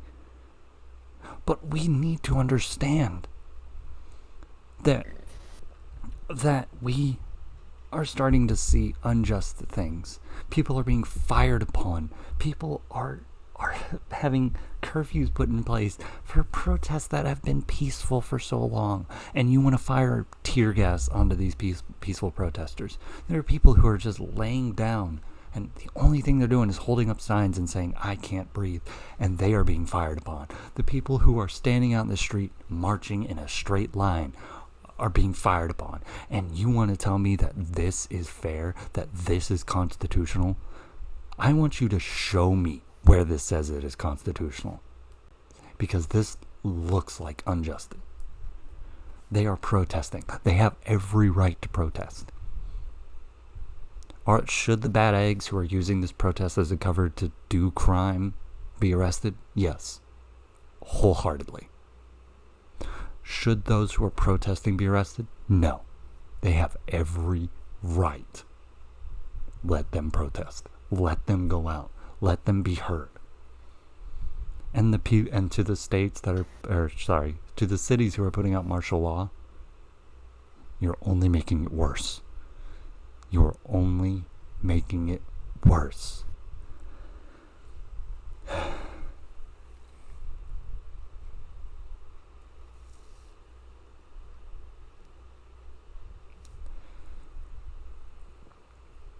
Jeez. No, dude. What you said, I agree. I just This world it's crumbling in front of us, and I say this as someone who's a father of two. Honestly, I'm more scared and worried about my kids' future than anything. I am too, and I don't even have kids.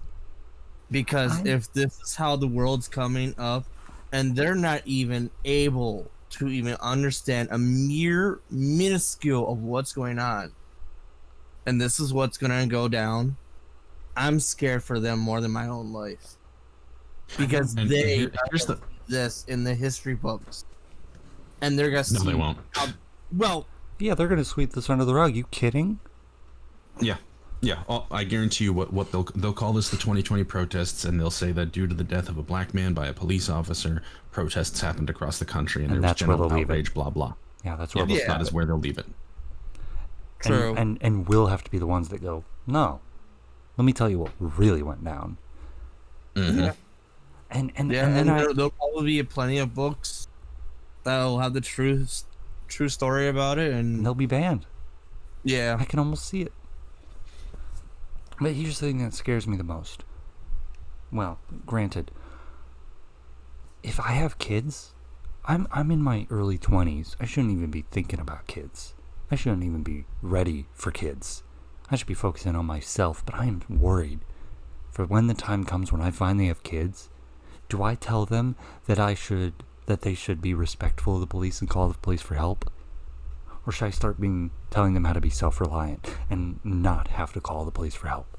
And then what happens when I teach them those two routes? Maybe they start relying on the police, something goes wrong, and now they're caught in the middle of a raid. Or maybe I don't tell them about the police, something goes wrong, they refuse to call the police, and they end up dead.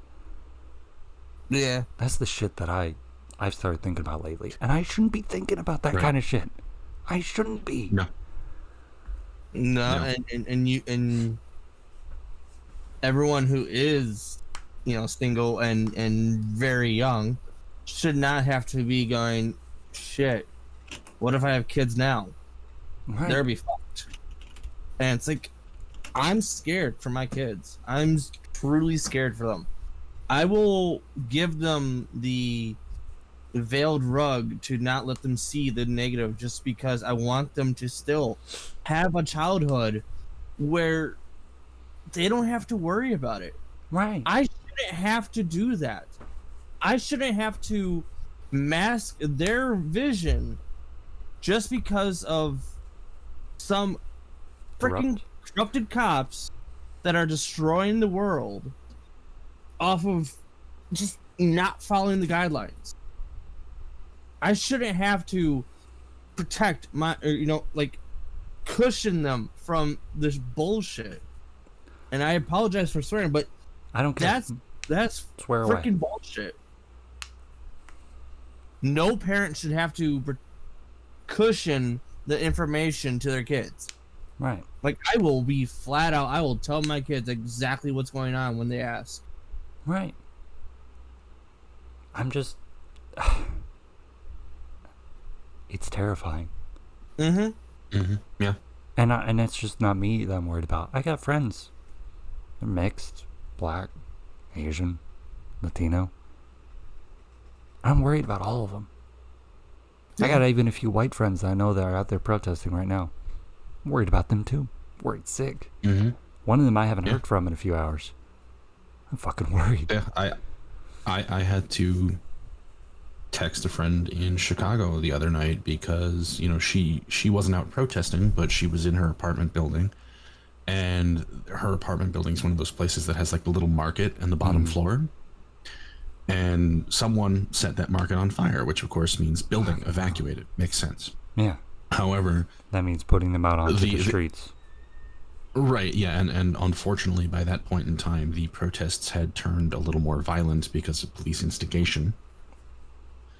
And, I texted her to say, like, hey, let me know where you end up going so I know you're okay, etc., etc. And I didn't hear from her for a few hours, and I ended up having to message her partner on Facebook and be like, hey, are you guys okay? Because I haven't heard from her in a bit. And thankfully she was like, oh yeah, we're fine now, blah, blah, blah, blah. But, like, I shouldn't have to think to myself, what if my friend caught a rubber bullet in the face? What if my friend is detained in a police station right now just because she got told, hey, you have to leave your apartment building, the thing's on fire? Right. And and like at this point, I shouldn't have to worry that police are killing people just like drop of a dime. it's terrifying. And when I heard, I forget who it was, so I apologize. I don't remember who they are. But I saw someone that's already talking about how, I want to say last night, they put in martial law. This is not a revolution. Well, I mean, it might as well be at this point. This is not This is not us trying to overthrow the government. It's us trying to get change from the government. And they're putting it in as if this is some sort of coup. Are you fucking kidding me? These are civilians. The most they're gonna have is some shitty little pea shooter that they got. And you want to tell me you're scared of that when you're fully coated in body armor and weapons that could take down an elephant? You're telling me you're scared of a civilian? Is that seriously what you want to tell me? Or how about that video of a cop pointing their fucking rubber bullet gun at a little girl who's sitting on her dad's shoulders? You want to tell me you're scared of that child? You in full body armor? Yeah, I bet she was so intimidating. You fuck. Yeah. You seen the picture of that little girl that got maced? Yeah. Or that guy who was trying to run away and the cop grabbed him, pulled down his mask, and pepper sprayed him. Yeah. Yeah. And I will also say, I just double checked and I can't find anything about martial law being declared. Trump has said he will declare martial law, but per the laws for martial law, he cannot do that unless a governor of a state specifically says, Mr. President, I need you to declare martial law in my state. There we go. It's even more misinformation. And I was getting worried about it. See what I mean? Yeah. See what I mean, people? Yeah. Mm-hmm. Yeah, because last I had heard was that Trump said he would do it, and then I looked into can he do that and found basically that a governor must request federal aid in the form of troops for martial law to be put into effect. The president cannot just straight up say America's under martial law. He would need every single state's governor to declare that. I will say that there have been multiple governors, including the governor of Illinois, who has straight up said we are not going to need that. Like, and they have said it in a way of like, you know, we understand that things are crazy right now, but you know what? We're not bringing the military into our state. Also, be aware that the U.S. military, per another law, because I believe the martial law thing was declared because of like the 1807 rebellions or something. There was another law that I believe was passed in 1887 or 1878, one of the two, that states that U.S. military troops cannot be used to enforce domestic law. So if it comes to that point and a U.S. soldier says, get on the ground, you're under arrest, they cannot arrest you for domestic crimes. However, if you are out, say martial law is declared and curfew is 7 p.m., if you are out past 7 p.m., yes, they can. Because at that point, you are violating the martial law. They can enforce martial law, but like, if you get caught stealing and a cop isn't around, in theory, they cannot arrest you for that stealing because that's not under their jurisdiction. Look, here's where I want to kind of wrap up this conversation. If you're out there right now on the streets, I highly doubt you're listening to this podcast. Highly doubt it, unless somehow it magically gets out there. Be safe. Please. Use some common sense, use some critical thinking, and be safe.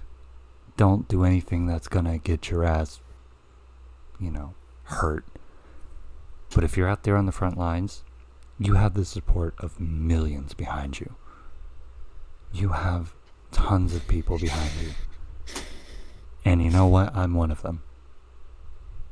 But like I said, I am going to reiterate my last point. If you're out there thinking that setting shit on fire and stealing things and destroying residential property is gonna fix things, I'm not on your side. But those of you who are out there trying to make a difference, trying to show that your voices need to be heard, showing these police that you are not afraid, standing up to them, I'm right there. I don't know about you two, but that's where I'm at. Yep. I'm basically in the same boat that the people taking advantage of this to steal shit or to burn down stores, or of course the people who are doing this to make the protesters look bad. Go fuck yourselves, you're pieces of shit. Yeah, because honestly, I don't know if you guys know the story, but there's a story out there that a Target was looted completely clean and then set on fire. That's not going to solve anything. No. That's a fucking target. It's not going to solve anything. And at most, all they basically did was just give that target Insurance more money. Yeah. They can claim it. They can freaking do insurance claim, and they'll get that money just like that. The product easily to be replaced. You might as well have just taken a gun and shot yourself in the foot. Yeah. Like, I could understand if, like, maybe you stood in front of the target, created a little barricade, told people that they couldn't go in. That I could maybe spin. But destroying it and cleaning it out? No. I can't even begin to wrap my head around why that was right. Or smart. Or any other adjective. I'm angry. Mm-hmm. I'm beyond mad. Like, yeah, I'm upset. I'm sad. This is a horrible time to be living in. Because the position I'm put in a position where I'm like, what can I do? You know? Yep. If I go out there, there's a chance I could lose my life, or I could lose my sight, or, you know, I could be severely injured. But I want to be out there. I want to do something. I want to make a difference. Mm-hmm. And I have been using my Twitter for that. I have been retweeting information. I have been retweeting videos. I have been trying to retweet black content creators, or just black people of influence. And, you know, I would love to go out and take part in the protests despite the risk. You know, like, I'm aware that if I went out to a protest, I could catch a rubber bullet in the face. I could be arrested. I could have to deal with tear gas. I could get the shit beat out of me by cops. I'm aware. Unfortunately, due to the fact that I am at risk for COVID, as is someone in my house, as I mentioned earlier when we were talking about COVID, you know, if my mom catches it, good chance it would kill her. Like, if I catch it, outside of being diabetic, I'm healthy. Like, I'd probably be okay. Probably. Right. But I can't go out and risk that because, you know, as much as I want to take part in the protests, I can't go out and then come home and then think to myself, well, I might have just killed my mom because I've infected the house now. I don't know. Right. And here's something I want to throw out. It's kind of related, kind of unrelated, but I feel like everyone needs to know this. If you want to see change, something that is very simple that you can do right now is register to vote. And I'm not just saying for the presidential election. Fuck that. All he does is just be checking the shit. He doesn't make laws. He doesn't. He just makes sure that they're approved. He can suggest laws. He can make a little idea, but he doesn't. What you need to be focusing on is the other houses. They're the ones who determine these laws. You want real change? You want to change things up? You need to be voting in every chance you have. Because we are in a democratic nation, you have that right. So while some of us, like yours truly, is skipping the presidential election for the 2020, you damn well better believe that the next election for all the other houses, I'm voting in. I'm going to do the research into the people that are there, and I'm going to be voting in them. Because they're the people who are going to be able to make change. Get the people that you want. Yeah, I will also say that in regards to just our, you know, our Senate and our House of Representatives, pay attention to your mayoral elections, pay attention to your state Senate and House elections, because thank you. While yes, things that the federal Senate and federal Congress pass, like, that affects the whole country, yes. However, most of the time, laws that get passed that affect you either immediately or directly are the mayors. Are passed on they're on some kind of local level. Either it's your mayor is passing a law, or your governor's passing a law, or your state Congress is passing a law. So don't just think like, oh, I only need to care about, you know, federal Senate, federal House, and maybe the presidential if I want to vote in that. You also need to give a shit about your local elections, because those are the ones that are really going to affect you. Mm-hmm. True. Very true. So we're going to wrap up this little podcast here with that little notion when it comes to elections. If you're skipping out on the 2020 presidential elections, I will not throw any shade at you at all. If you skipped out on the 2016 elections, didn't vote at all, I will throw no shade at you. But if you will sit here and tell me that you didn't even take part in any of the other elections and then complain about why things are bad, you need to look at yourself. You want someone in those positions of power, you need to go in and vote. Yes, it's a pain in the ass. Yes, it takes a lot of your time, but you have that power. We now have it to where you can stay home and vote. You will literally have no excuse. Go onto the DMV website today. Register to vote right now. And when you get that initial chance to vote, do it. On the local, like Tetra said, on the federal, and all the way up to the presidential. You can vote there. That one I would say is the only optional one, is the presidential. Because like I said, he just be checking the laws. He just be saying yes or no. Here's my thoughts, though, in regards to at least this presidential election, the 2020 election. Make sure that Trump or Biden doesn't get in. Here's the thing, is that my biggest concern in regard to the presidential 2020 election, like, granted, I would have personally, on my own end, I would have much preferred Bernie or Elizabeth Warren to get in, but I know that's not going to happen. And I don't like Biden either. However, if my options are not making my opinion heard by voting for Biden, or not throwing a number against Trump getting another 4 years, I'm going to throw that number against Trump, because honestly, this country cannot take another 4 years of that man. Look where we are right now. Look at what has happened to us since he took over. Shit's been going this down. country. I mean, not that we were perfect before. I'm gonna say right now, it's not like we were in some fucking paradise when Obama was in office. He wasn't paradise, but at least he was taking steps. At least he put things in place. Like when Trump came out and was like, "Yeah, unemployment's down." That's because of a policy that Obama put in place. The only reason that it wasn't working right away is because it was a long-term goal. Because Obama's a long-term man. He understood the long-term. That's why I'll give him credit. There's a lot of things I don't like about Obama that I think he did wrong. But when it came time for him to act, he put the long-term goals in. So fuck you, Trump, for trying to take credit for somebody else. Yeah, but yeah, that's the only thing. Normally, I would agree if you don't like either candidate for a presidential election out of the two major parties, because let's face it, you could vote for your third-party candidate, and if you want to, go for it. But at the moment, anyway, with the way our system is currently, you can vote for a third-party candidate if you want to. By all means, express your opinion, make your voice heard, let people know that this is the party that I want, or at least this person from this party. But if you're not going to vote because you don't like anybody, I would normally say, like, yeah, if in a presidential election, if you don't like anybody, then don't fucking pick one.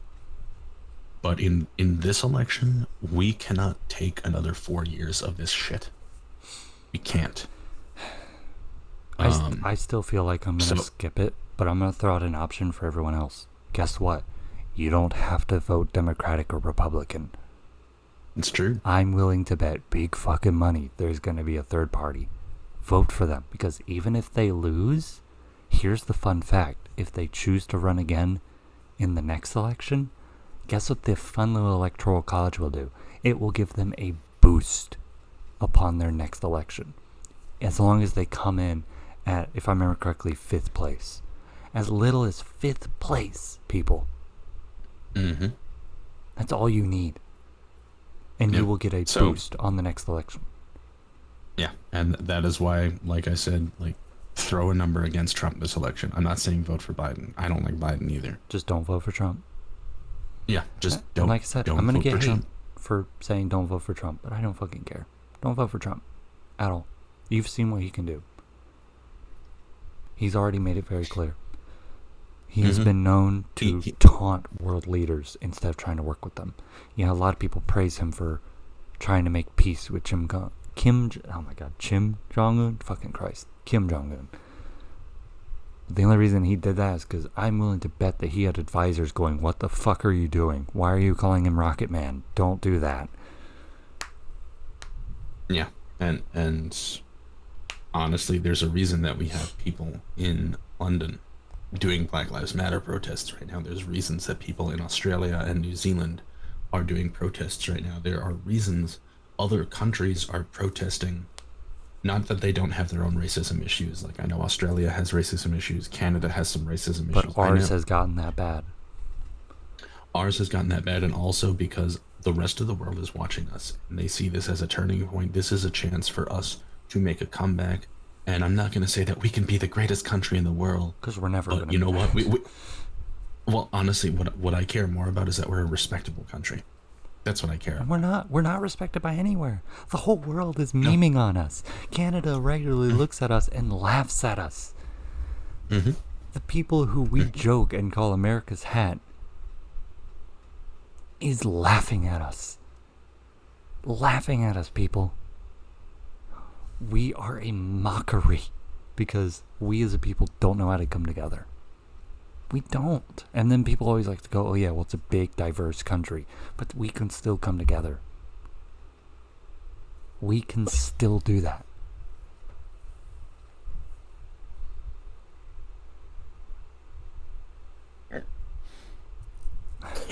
I'm sorry I got so heated this podcast. I didn't plan on getting this heated. You're fine.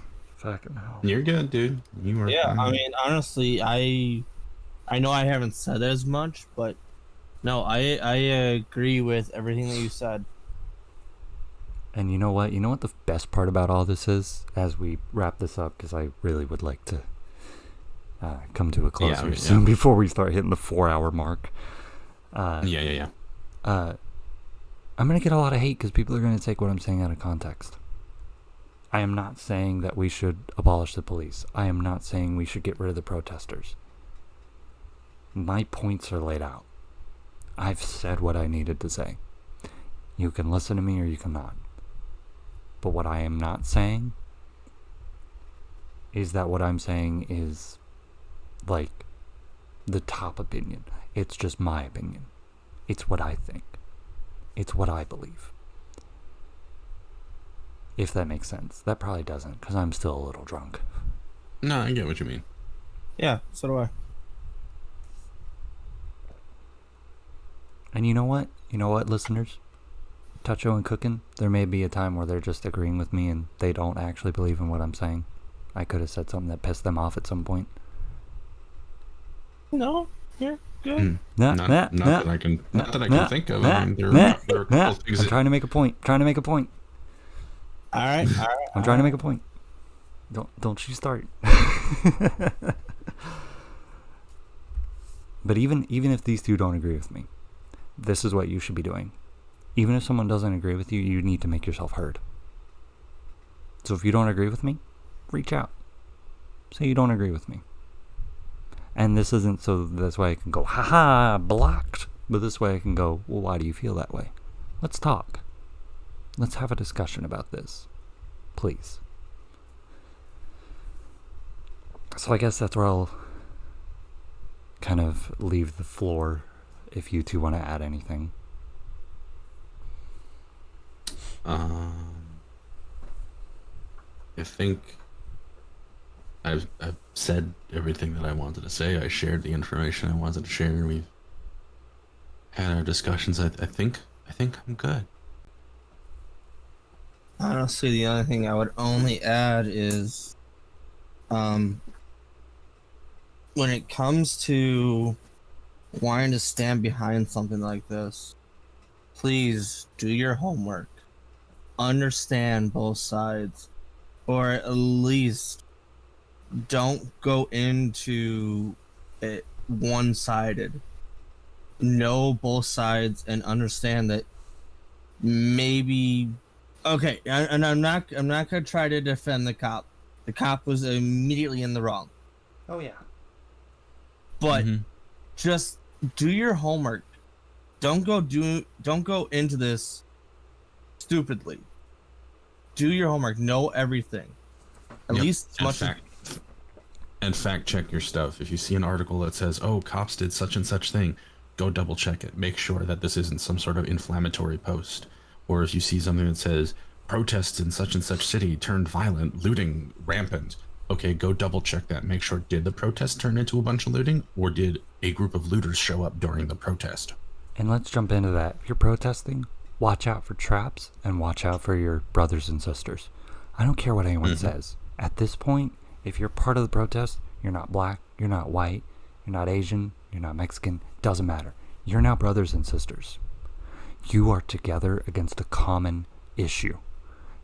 And yes, I will continue to tote the Black Lives Matter, but while you're on those front lines, you are brothers and sisters. Watch each other. Watch each other. If you see someone get pepper sprayed, know how to take care of pepper spray. If you see someone get hit with a rubber bullet, pull them away. Get them out of there. If you see tear gas coming at you, here's a really quick tip. You know those traffic cones?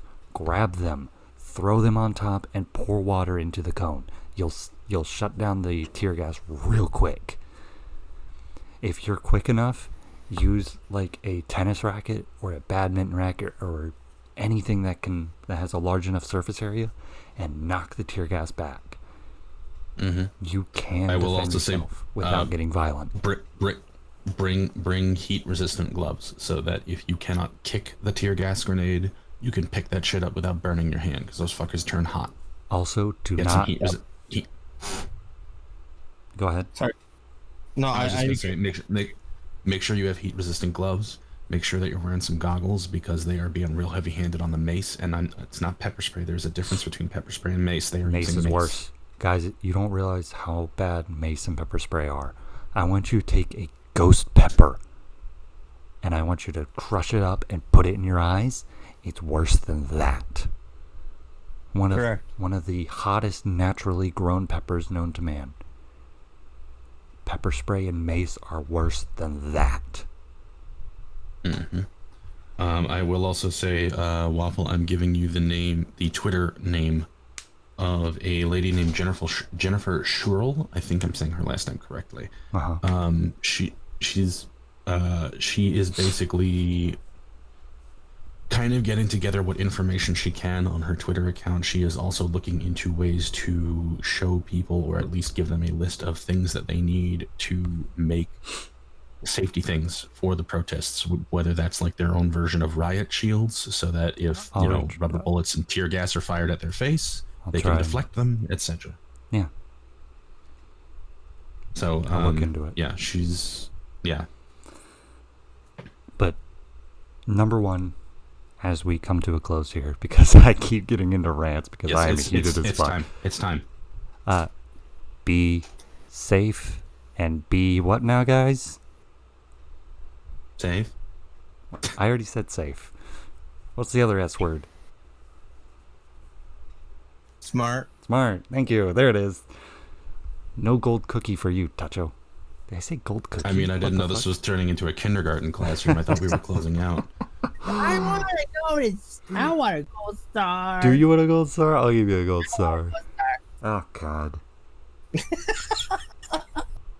I hate that we ended it on that. Fucking hell. I mean, we're still recording, so. Yeah, I know. Yeah. But yes. So like I said, be safe, be smart. We're going to head out now. Have a great night, morning, afternoon.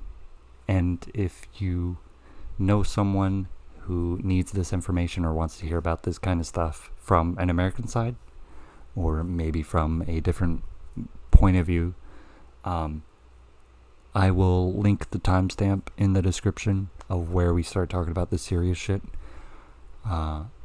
And you can basically create a link that starts at that point, and you can send it to people. So that way when they click on the video, it starts right into all this topic. But if you made it to the end, start up a discussion with people. Come talk to me. I don't know if these two are going to leave their side open for discussion, but come talk to me. Or, just, I don't know. I don't know how to end things. I don't know how to say goodbye. I'm very bad at it. No, honestly, you said everything that needs to be said. I just feel like there's more that needs to be said. But we don't have all night. And I don't think people want to listen to a 5-hour-long podcast. I mean, Part 2. Part 2. Hell yeah. So if you made it to the end, I'm also going to go ahead and announce the guest for next week, as I would like to start doing that. This will be the first episode where I do that. Next week, we are going to be doing a one-on-one with Wix Life. So if you want to see that, tune in next week. And if you're a sub on twitch.tv/Mr_Waffles404, you get to watch this podcast the day it comes out. Hell yeah. If you're a sub, thank you very much. I greatly appreciate it. If you're not, well, I hope you still enjoyed it because I really enjoy doing this podcast. Rolling out the red carpet. Cooking anyone or anything you want to promote, please shout it out now. Well, the only thing I can promote right now is the fact I am doing a charity event throughout this whole month of June to celebrate my birth month and Straight Jacket Queen, my wife's birth month as well, for St. Jude. Touch, red carpet. Anything you want to promote? Laying it out. I'm not sure what day I'm doing it. Maybe this Saturday, I don't know. But this month is my 3-year Twitchiversary. So I will be doing a 12-hour stream of various games for that. Also, this month I am continuing to do my annual Pride Month fundraiser for the Trevor Project, which is an organization that provides crisis intervention and suicide prevention for LGBTQ youth. So we will be working on that this month. Nice. Good shit. You hear that, people? CookinDaBird and Toucho both doing charity events. Fucking beautiful bastards right here. But yes, without further ado, I don't have a goodbye slogan. I'll have to come up with one at some point. Hope you all have a great time. Thank you very much for I have watching. a goodbye slogan for you. Yeah, what is that going to be? I'm scared. Hey, listeners, just remember, nice butt.